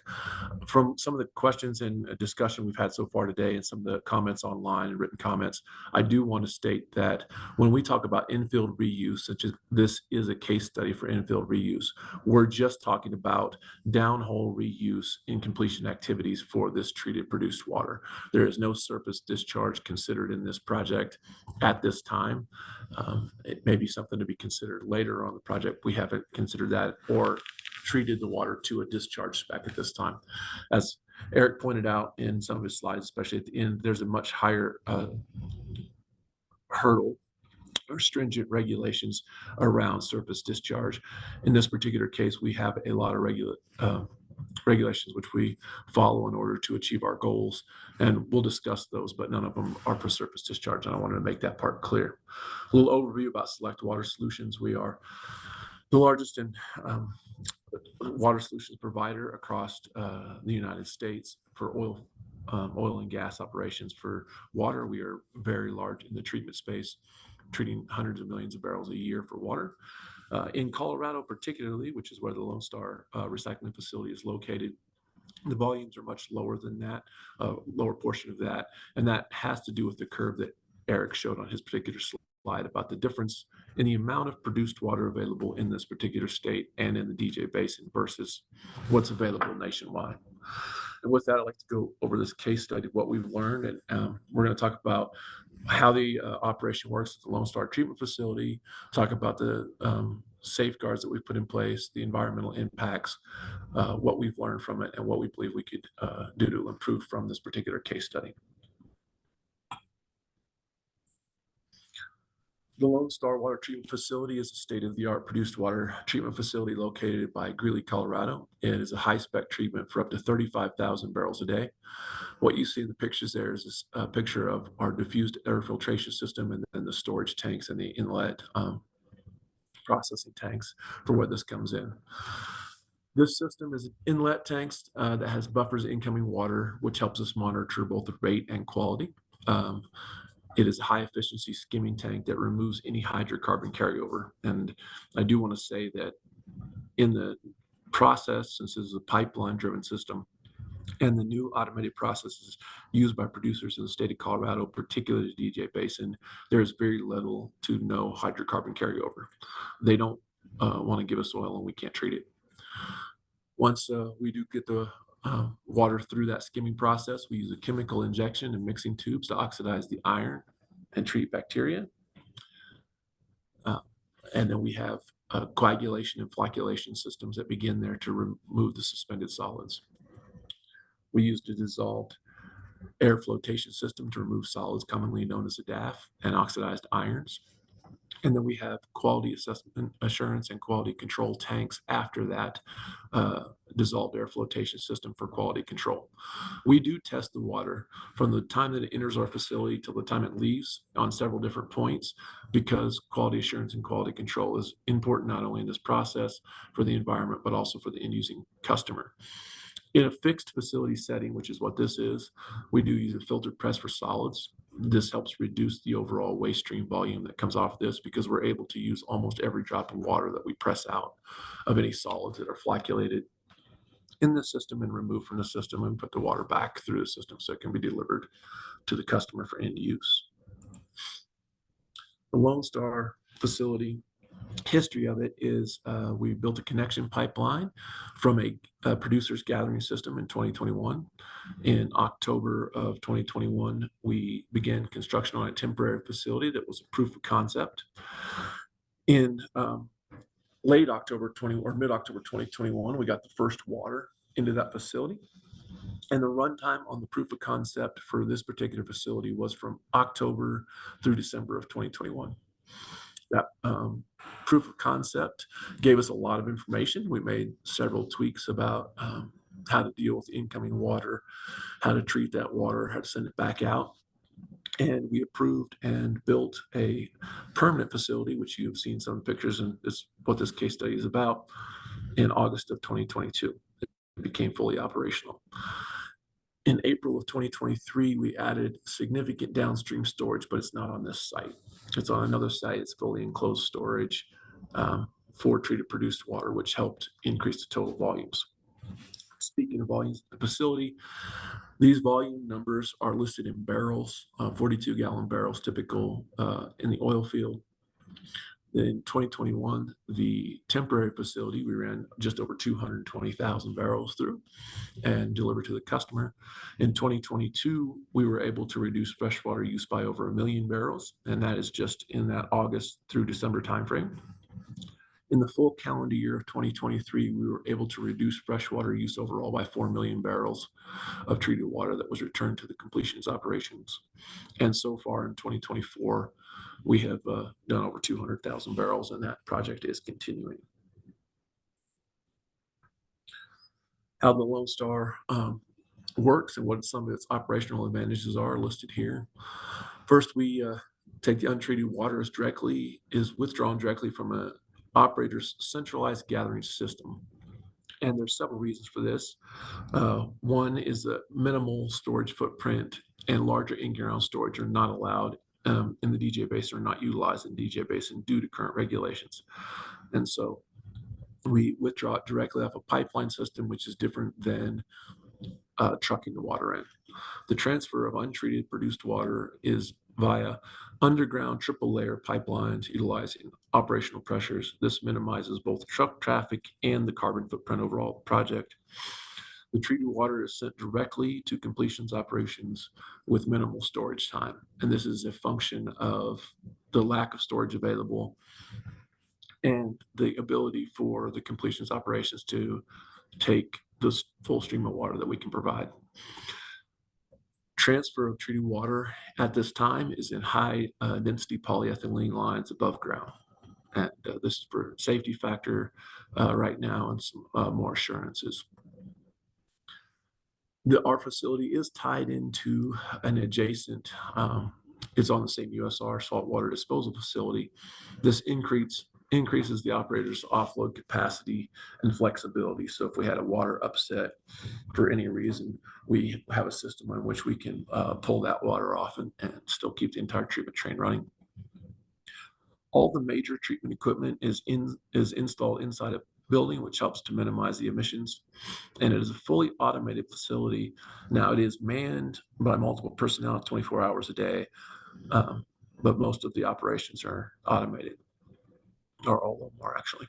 And this increases the safety factor and reduces the risk of spills.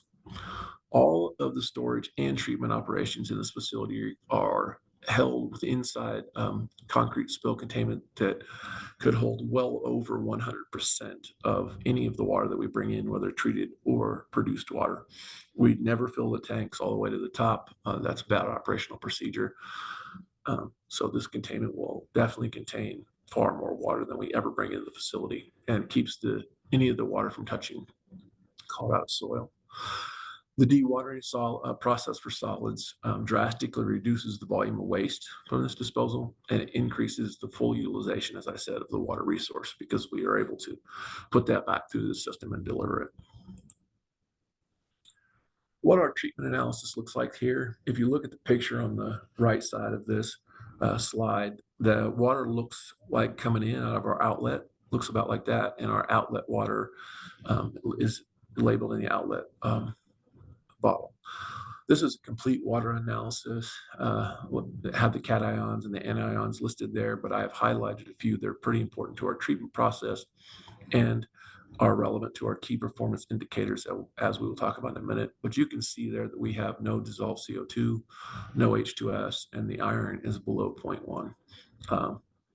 Also, as Eric mentioned in his, and this is a significant difference when you're talking to the Colorado Produced Water, or the New Mexico Produced Water Consortium, or the Texas Produced Water Consortium. Our TDS, which is how you measure the salinity of water, and TDS stands for total dissolved solids, is only 16,000 in this particular water analysis, but it varies between about 15 and 27,000 TDS, which is significantly 5 times less than what you see in Texas and New Mexico. The key performance indicators that we utilize in this treatment process for just downhole operations, and I do want to be very clear, these are only key performance indicators for infield reuse, downhole operations, and no surface discharge.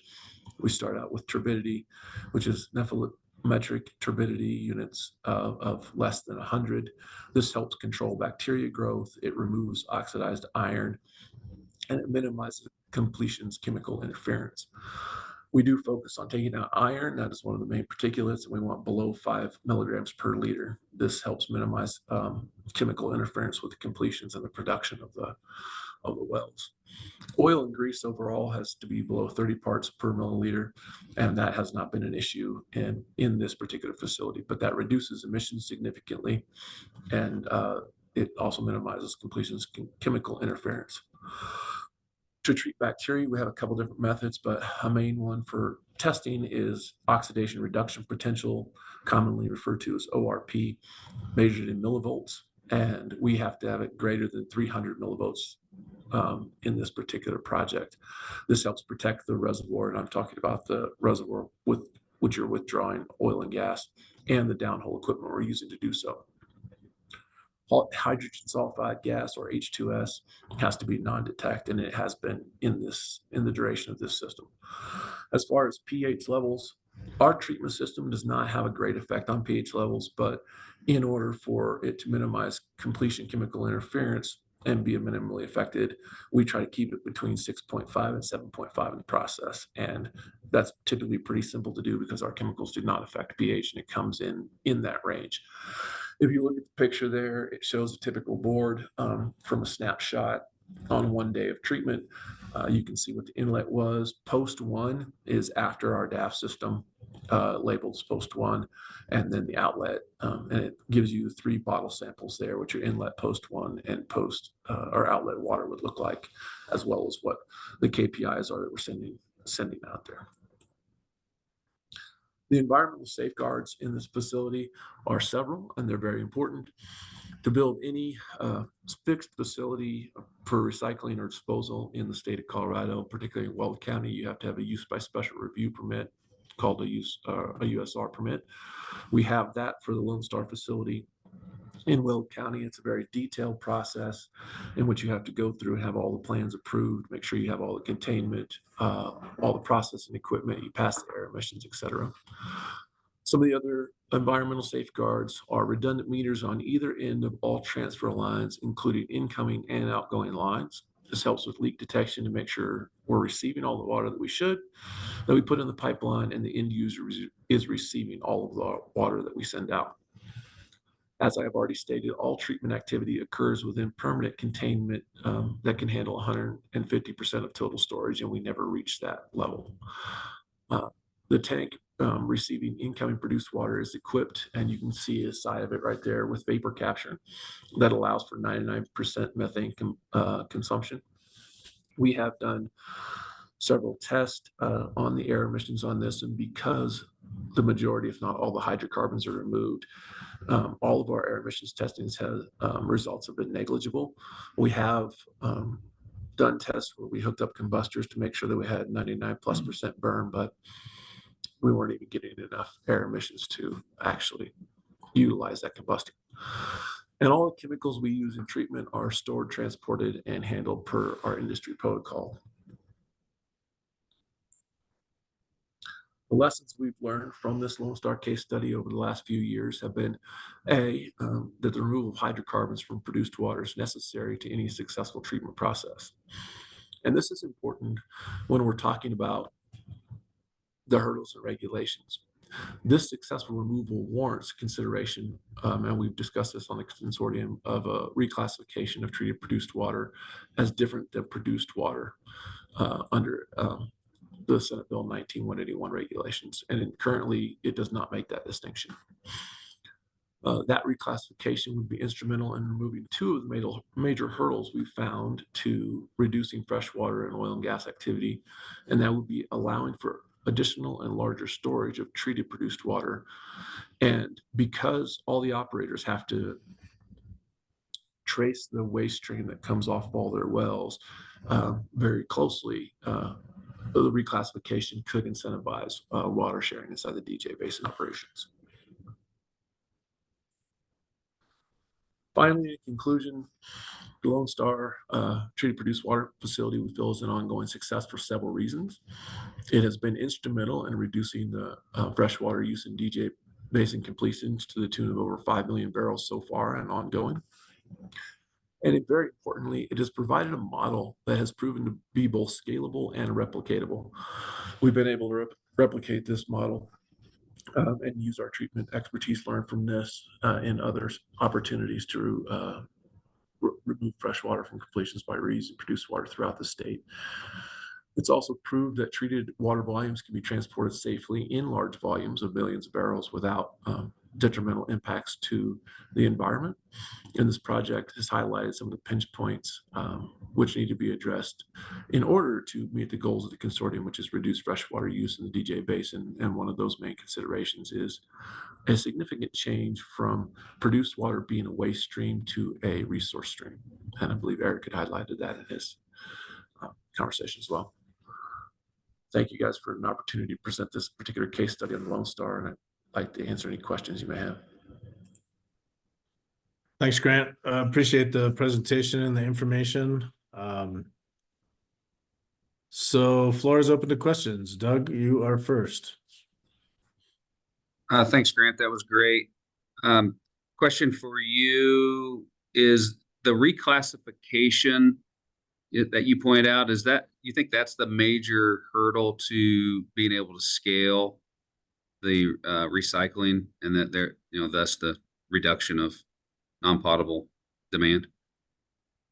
I believe that it is one of a few major components, but a reclassification of the treated produced water would definitely allow for the other components to go forward, which is additional storage and water sharing within the basin. And it would be important for the consideration of reducing freshwater overall, to be able to utilize all the resources that are available, particularly in the DJ Basin where we're producing less water overall. Right now, the Lone Star facility and other facilities I've worked with have to treat the water immediately and then use it. You can't build up storage between operations so that you can have a larger volume of treated water versus fresh water in the actual completion activities. So excellent question, Doug. Thank you. So does that mean you're treating real-time incoming water real-time only in the volumetric amounts available real-time, and then you're saying it out as treated water straight to frac or use? What you're saying, I think, is if you could treat constantly and store greater amounts of treated produced, there was a mechanism of which to be able to do that through regulation, then obviously that would really increase the amount of produced water treated rather injected. Is that right? That is 100% correct. Thank you. Irene? Thank you, Irene. Thanks. This was a great presentation, really informative. I'm just curious, what happens with waste, what you extract from the produced water? The waste stream in this particular case is mostly iron particulate. It is pressed into a solid cake form and then is disposed of at a landfill. And it is non-toxic. There's no T-norm in it, etc. We test all that. Thank you. Harmony? Okay, here we go. I'm gonna agree with industry on this one and say in the research and things I've learned on the field and talking to all sorts of different people, that I think one of the biggest things that we can accomplish as quickly as accomplished to increase the reuse of water is the reclassification. We definitely have a starting point of other states who have done things like this with de-wasting regulations. And yeah, and so I'm not going to say that statement too many times, so let's all like woohoo. And so Grant, thank you for the presentation and all your help that you've done through the legislative process. I definitely appreciate our conversations and the input that you've given to me and insight. One of the biggest concerns that came from the environmental groups and community members is the use of open pits. And we saw what the facility looked like right there, but through this whole chain of the process, are open pits used in this? No, they are not. We use no open pits in any of this current process currently.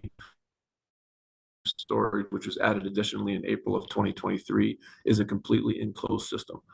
It is essentially a large tank. It's in 150% containment, and it is covered with vapor capture on it. So at this time, we do not utilize in the DJ Basin that I know of any open pits. And then how are the pipelines powered? We use all electric pumps. It's we push it through the system. We have electrical power on site at the Lone Star facility, and we use what is called variable frequency drive pumps, which are VFDs. It helps in the automation and reduces emissions overall significantly. And then my final question is total emissions, like wellhead treatment back to next location. Does that vary greatly? Any ideas, thoughts on that? I do not have enough expertise to speak to the overall emissions footprint. I know that in all of our testing for air pollution permits, APIN testing is called, we've had negligible, and I've taken water samples off different points of the line, pre-treatment, post-treatment, and throughout the facility. And it, like I was discussing with the combustors, usually if there is emissions, typically from hydrocarbons that we want to get rid of, there's a combustor system, and we couldn't even produce enough on a full volume of the system to utilize one of those combustors. Awesome. Thank you so much. Yeah, thank you. Lowell? Hi, yeah, Chloe Danforth. I just want to follow up on, I'm kind of worried that I'm going to just sort of restate what was just said. So thinking forward, as scaling up for storage, I mean, do you, I hate to ask you to prognosticate, but if you were to able to do what Doug suggested, which is just to treat and store continuously and the storage capacity needed, do you think you can maintain that low emissions standard? Or like, you know, I'm just thinking about like scaling up and having to build up, you know, I don't know how much storage we would need.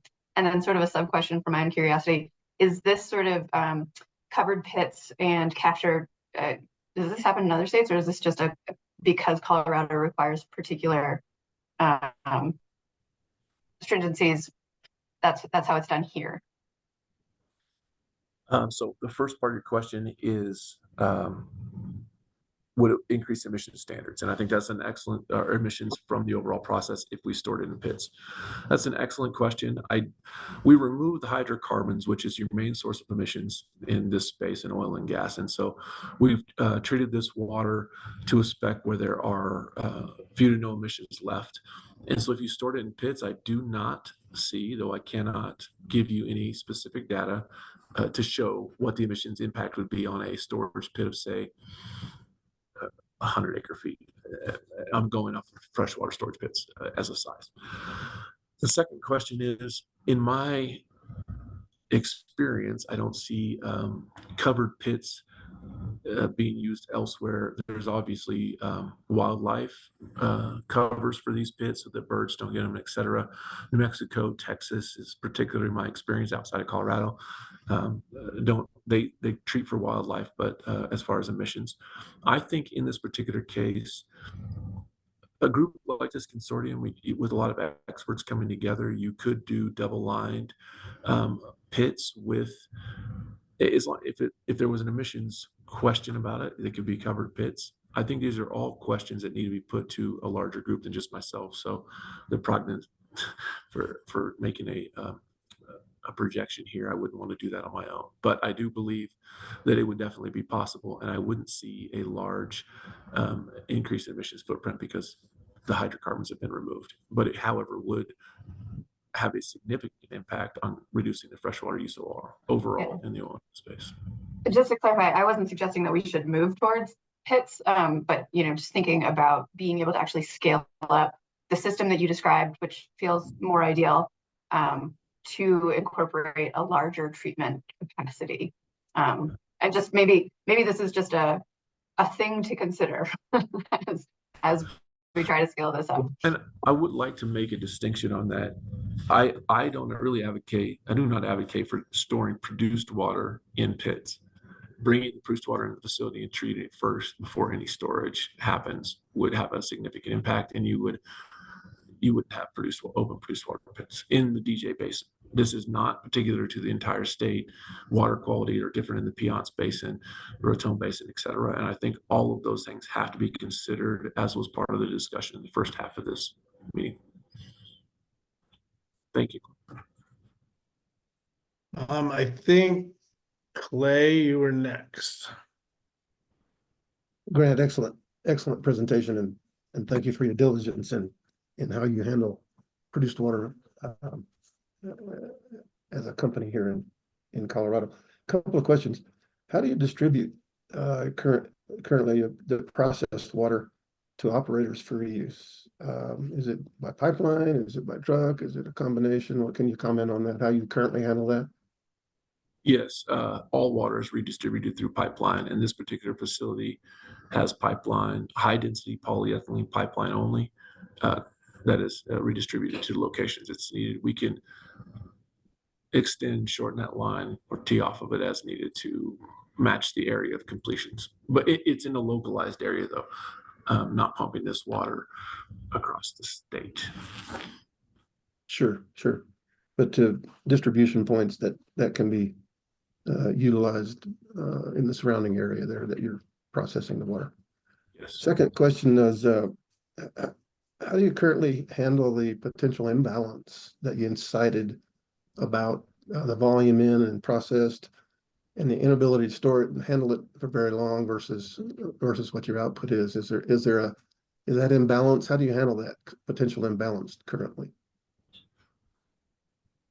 So I'm going to ask a clarification question. When you're saying imbalance, are you talking about the fact that they use way more water than I treat? Or are you talking about if I had water and they couldn't take it at that time? Yeah, the second portion there, the latter. Is there a developing, or has there been a developed strategy for that potential imbalance? Or is it governed, is your processing rates and volumes governed only by virtue of what an operator can commit that they can take back and use? Or how do you handle those issues? We tend to handle these issues by working very closely with a lot of communication with the operator and end user, and they communicate what volumes they can use, what they can offtake. If there's a situation where they cannot offtake the water, then we do dispose of it in a normal saltwater disposal, which is the next best option, honestly. But the operators in the DJ Basin in Colorado in general want to use as much of this water as possible. So we work very closely, and it's and Eric mentioned this in his, there's a blended water stream at this time with some fresh water and then treated water. And so it's not completions dependent, the stream, but they do take as much as they can into the stream at this time. But it requires a lot of communication between the ongoing activities on location and our facility. And we have a really good working relationship with the operators who are doing that. So that makes it possible. Great. And final question, still pertinent to that issue. Do you see that imbalance or that challenge, the potential imbalance, as an economic deterrent to your ability to expand, to increase volumes as necessary for the strategy for reducing use of fresh water and increased use of produced water in oil field applications here in Colorado? Not at all. They would take far more water if I could give it to them. The only thing that harnesses or restricts them taking as much produced water as I can treat is whether or not there is a specific problem in the completion activity which shuts it down. But they thank you. Another 90% more. Thank you. Commissioner Pinner? So I try to be quick about it, getting to my unmute. Thank you so much again for sharing your expertise with us. In reviewing my notes as I was coming in, you answered a ton of my questions. One of the things that I was curious about, and Clay kind of got at this as well, can you speak at all to what pipeline safety measures are employed for the influent and effluent pipelines that you might use to move your water around? Yes, absolutely. As I stated in the presentation, we have redundant meters. So we have meters on both sides to make sure that the volume that I'm sending is being received. We have actuated valves, which are automated system. We have automated pumps, and we have visual inspection by persons that are constantly working the line 24 hours a day. They both visually inspect the line as well as all the automated monitoring, which I just stated. So if there was any drop in pressure, if they were not receiving the water, it would immediately alert us to an issue and everything would be shut down. And we don't have to, we can shut it all down with an automated system from a central point without having to run the entire line. Great, thank you so much. We might be a little sensitive to this in Adams, since with the extreme cold fluctuations, heaving the ground back and forth, we did have some pipelines with issues. So thank you for that additional information. I was really impressed and curious to hear about how you disposed of, I believe the phrase you used was pellets to landfill at the end of your process of reducing the sludge. Did I use that word correctly? It's just a cake. It's just mostly clay and A earth. cake. That's what I meant. Cake. I visualized. Yeah. Sorry. We press all the water being not 100% accurate, but we press almost all of the water out of it to make it a dry cake, and then it goes to the landfill under a manifest as earth, in the same way you would dispose of aggregate from a construction site. Okay, thank you. Those are my questions. Trish? Yes. Hi, Trish Pfeiffer, Region 8, EPA. Hey, Grant. I was wondering if you could circle back on the discussion about reclassification. You said that it could incentivize the operators in sharing. And I'm wondering, why would the water need to be reclassified? Is it a permitting issue, or is it written into the regulations? Like, what's the hurdle? So some of the hurdles there, and I don't know that I can speak to all of them, Trish, but that's an excellent question. Reclassifying it from a waste to a resource would change the area that it's in, and then there could be incentives based around operators sharing that. Right now, operators are very sensitive, as they should be, to protecting the Colorado environment for the waste streams that come from oil and gas. And so they have very stringent, and I know you've read SB 181, but in the 300 series and 900 series parts of these rules, there's very stringent regulations and standard operating procedure for disposing of it as specifically a waste stream, and not being able to reutilize it as a resource. And I really believe that is what would open it up, making that resource, giving some incentives to the producers. It would also change the way we looked at it, because if you look specifically at 905 and 903 series parts of the rules, they're referencing a concern for the environment of hydrocarbons being spilled. We remove the hydrocarbons from this process, which takes care of the emissions plus hydrocarbons spilled, and that reclassification could have a significant impact. Does that answer your question? Yeah. Yeah, no, that's helpful. I guess the one thing, in thinking about all the chemical constituents that are used for hydraulic fracturing or for maintenance processes, all that stuff is not being removed. So if you reclassify it and remove some of the stringency and turn it into just kind of water, I would wonder if, it could be used out oil field in other ways that it wasn't intended to, because now it doesn't have those stringent requirements around it. So it's kind of a balance, right? That's why I want to know why it be reclassified. In this particular case, just for infield reuse is all I'm speaking of, not surface discharge. Okay. I think the largest volume of water, fresh water, that can be replaced, as is the charge of this consortium, is in the downhole completions operations in oil and gas. And therefore, I think that could be the focus. There's been a lot of discussion, surface discharge. I think it is an admirable goal to work towards.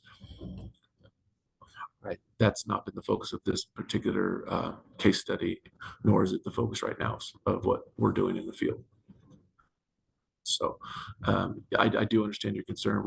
The chemicals used, we remove most all of that, but I believe that we'd have to identify the standards, the key performance indicators for any surface discharge water, which would be then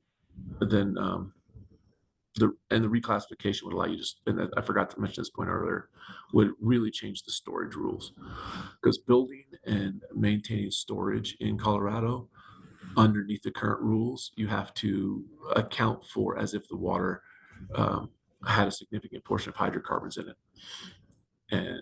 and that makes the storage honestly more difficult to permit, time-wise, cost-wise, location-wise, etc. So maybe it's the storage rules that need to be revamped, right? Well, I know, I agree. I think that's exactly right, Tricia. The storage rules need to be looked at, and I think that you can't separate and look at storage rules if you do not make a distinction between treated produced water and produced water. Because I'm not in favor, and I don't think most producers are, of open produced water storage pits with oil skim on them. And they do this in other basins, even including north of us in the Powder River Basin. And I don't think that's where Colorado wants to go, nor the producers working here. Now, I want to be very clear that this is DJ Basin specific. The gas water the peons play is different in a lot of aspects. Okay. No, that's helpful. Thank you. No problem. Thank you for your questions. I'll have a couple of questions on this topic as well, but I'll go ahead and go to Doug. Thank you. And on what Chloe mentioned it, and Tricia just really brought it up, we operate a much greater magnitude of water in New Mexico, both New Mexico and Texas, in the Delaware Basin, which is the western part of the Permian.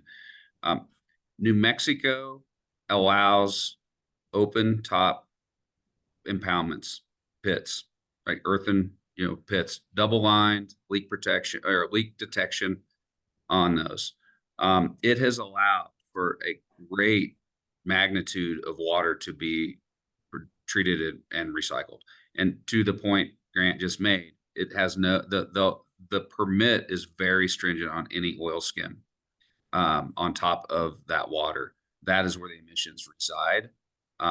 Texas also has the same type of approach. Texas is maybe, I will say, more favorable to permitting of those pits. But those pits have allowed the scale of recycling in both of Texas and New Mexico to be greatly enhanced and grown. In the last, I would say in the last 3 years, the amount of recycling of reuse of produced water in the Delaware Basin has grown dramatically. And it has grown because the availability of storage of a large magnitude of water. So there's constant treatment and recycling, and has really reduced the amount of non-potable water usage. I want to point that out just through my own experience through our business. Absolutely, Doug. That is an excellent point. And I think it goes back to something that Clay was bringing up earlier too. It is possible in this industry to use treated produced water for the entirety of the completion operations if the water is available at the right place at the right time. And as you're saying, in New Mexico, in the Delaware Basin, in the Permian Basin, Select operates in these areas as well. And learned a lot of expertise from my coworkers down in these areas where they're using 100% treated water for these completions activities. It is, and you're right. I think that New Mexico is a really good place to look. I think Texas just has a different regulatory environment than Colorado a little bit, where New Mexico is more compatible, and they do allow for these storage pits, which does allow for the larger amount of produced water and reduction of fresh water overall in completion activities. That is an excellent point. Thank you for bringing that up, Doug. Trish, your hand's still up. Did you have a follow-up question, or Chloe, go ahead. I just wanted to say, because we have these examples of, sorry, Chloe, of open pit storage, which have these, stringencies on oils, like, are there lessons learned that we could incorporate in both, in terms of, I know that they're like in Wyoming, they have a lot of problems with birds on these open pits and other animals drinking from it, and just or air impacts, as if if Colorado considers scaling up, can we can we leverage both you as industry's experience in those areas to think through, what are the air quality impacts? What are, like, how well can we actually skim that? What are, to Tricia's point, what are the other chemicals that we might consider if this is declassified, that might impact storage? And just, we've got a lot of information to leverage. So thank you. Absolutely. That's an excellent point. And I think we should. I mean, just a few examples from our experience, our bird netting. Keeps birds out of any of these pits, fencing in the pits themselves. So you do not have animals such, in my experience, antelope that are trying to get to these pits. The industry does not want animals in the pit. You can ask anybody who works with me, they don't want to remove them. So and we don't want to have that situation at all. And so I think there are those steps already being taken. And as for skim, cannot reiterate this enough. The treated produced water, the skim minimal, if at all. It's different than areas where you can actually produce water into open pit. Wyoming is a good example. If there's an upset in their system, can become more significant. But two of the industries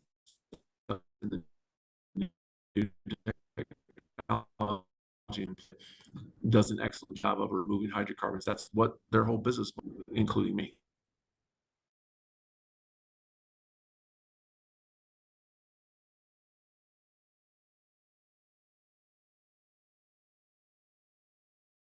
For organic constituents, specifically BTEX and naphthalene and trimethylbenzene? Thank you. I would have to go over the complete water analysis. Is an excellent question, John. I do appreciate it. I'd have to go over the complete water analysis with my team. What I pulled from that complete water analysis is the cations and the anions, as well as the basic water specs that we're looking for KPIs for contained, as we've talked about, closed system infield reuse only. So those are excellent questions. And if you don't mind, I wouldn't mind if you emailed me those questions specifically, because I could put them to our chemists and get those specific tests run. That's an excellent question. Okay, awesome. Thank you. James? Yeah, a great presentation, Grant. Just wanted to chime in on, we don't necessarily need to look to New Mexico or Texas or Wyoming. I mean, I think folks even in Colorado are doing a really good job on the West Slope of using pipelined and line pits to store and, achieve 98 or higher % of the reused water, not fresh water. So we can look within the state, again, on the West Slope, where folks are doing a really good job of reducing fresh water.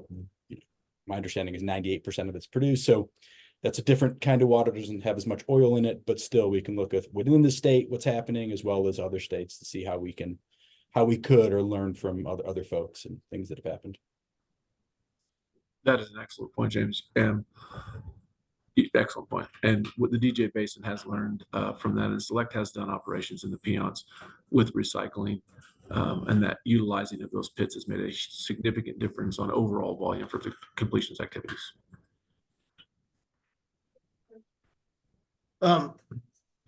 So I have a couple questions, and I know that we're almost at time here, and so I would like to ask a couple of questions if folks want to just hang in there just for a second, and I will postpone some of my questions to a later date. But I do want to have this further conversation about reclassification, because I know there's a bunch of advantages to it. I also know that there's a number of challenges or considerations associated with that maybe haven't been brought up here today clearly, as far as particularly the type of pipelines that may be utilized, and when they would be utilized, and at what point it's determined to be something other than E&P waste, and how spills are going to be handled even in treated stuff, understanding that not all constituents are going to be identified, and things like that. And so I think it's a good conversation, and probably an pivotal conversation, and what we're attempting to think about here.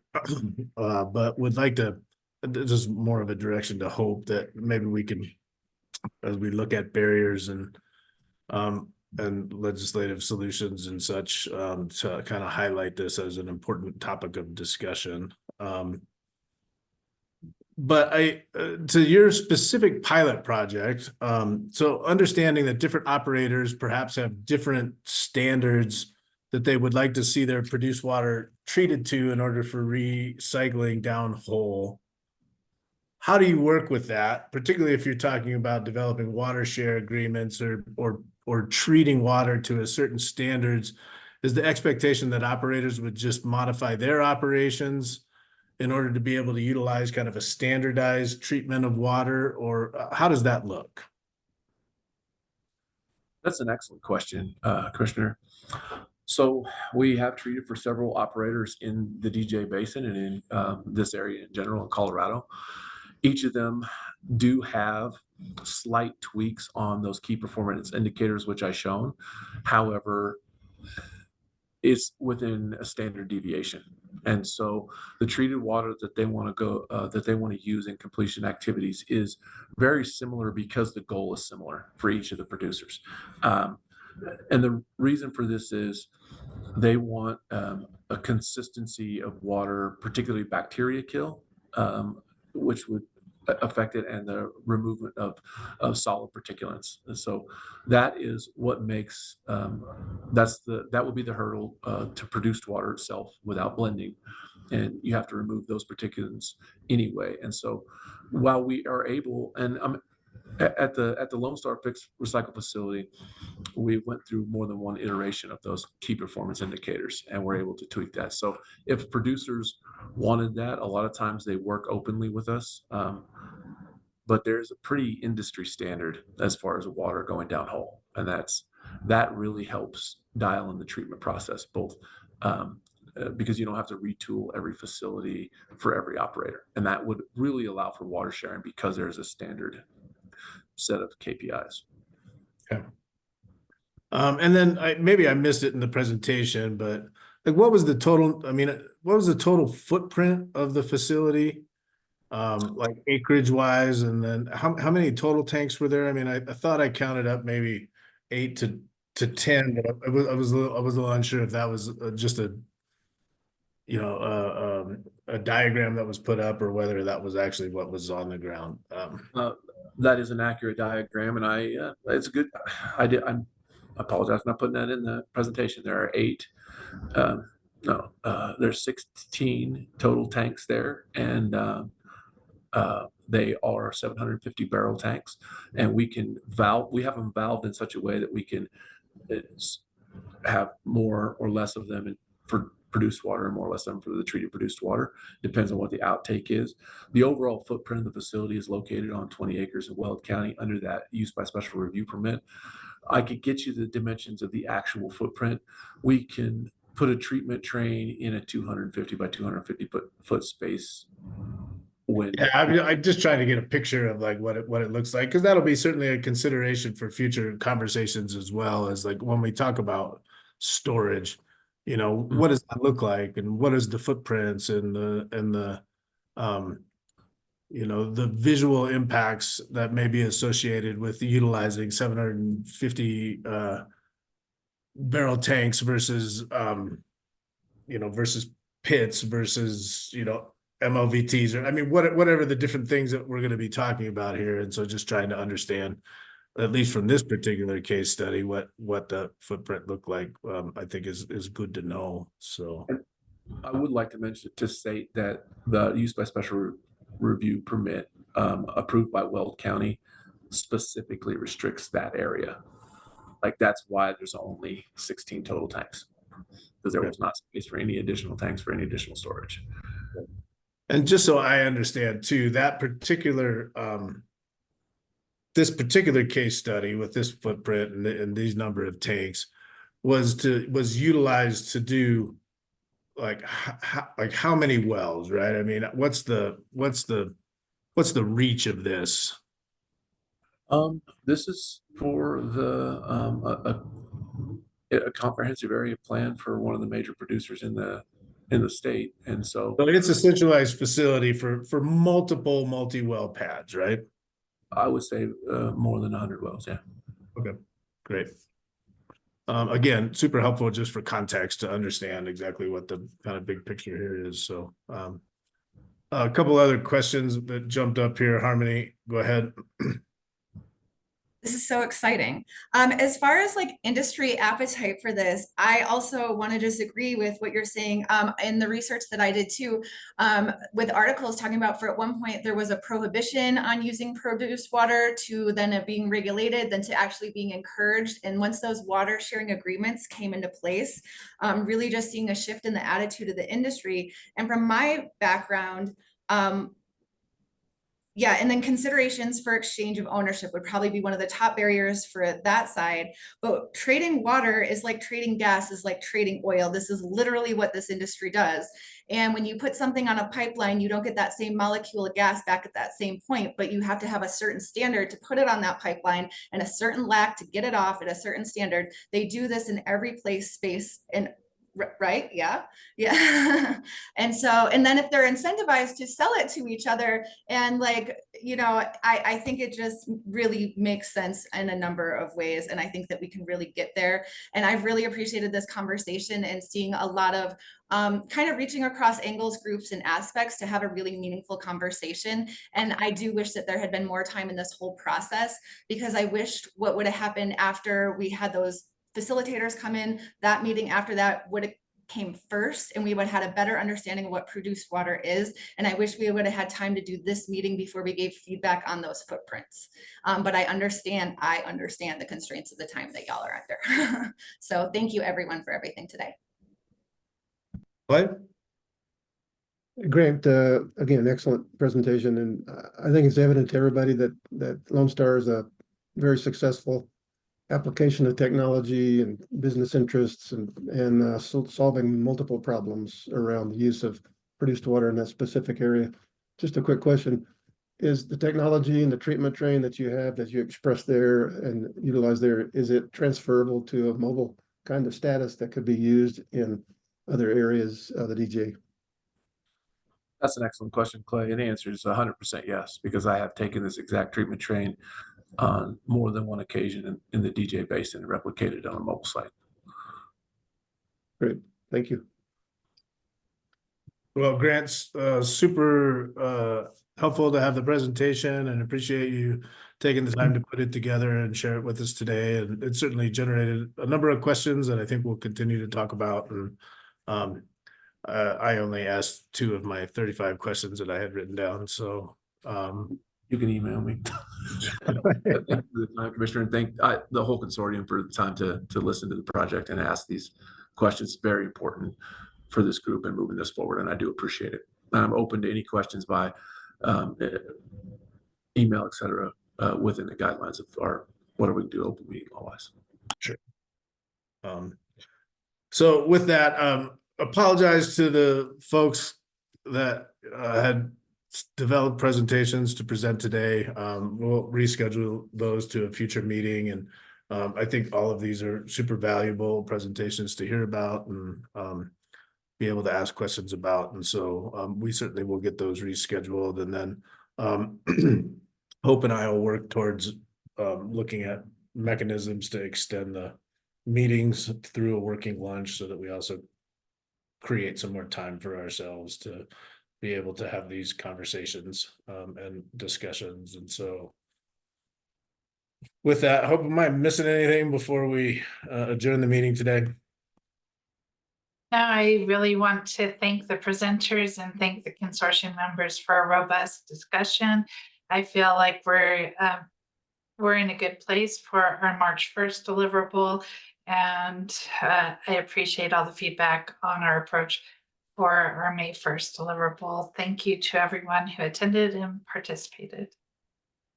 Great, thanks. And with that, I will adjourn the Colorado Produced Water Consortium meeting for February 9th. I hope everyone has a good next few weeks, and look forward to chatting with you all in our meeting in March. So thank you. Thank you, everyone.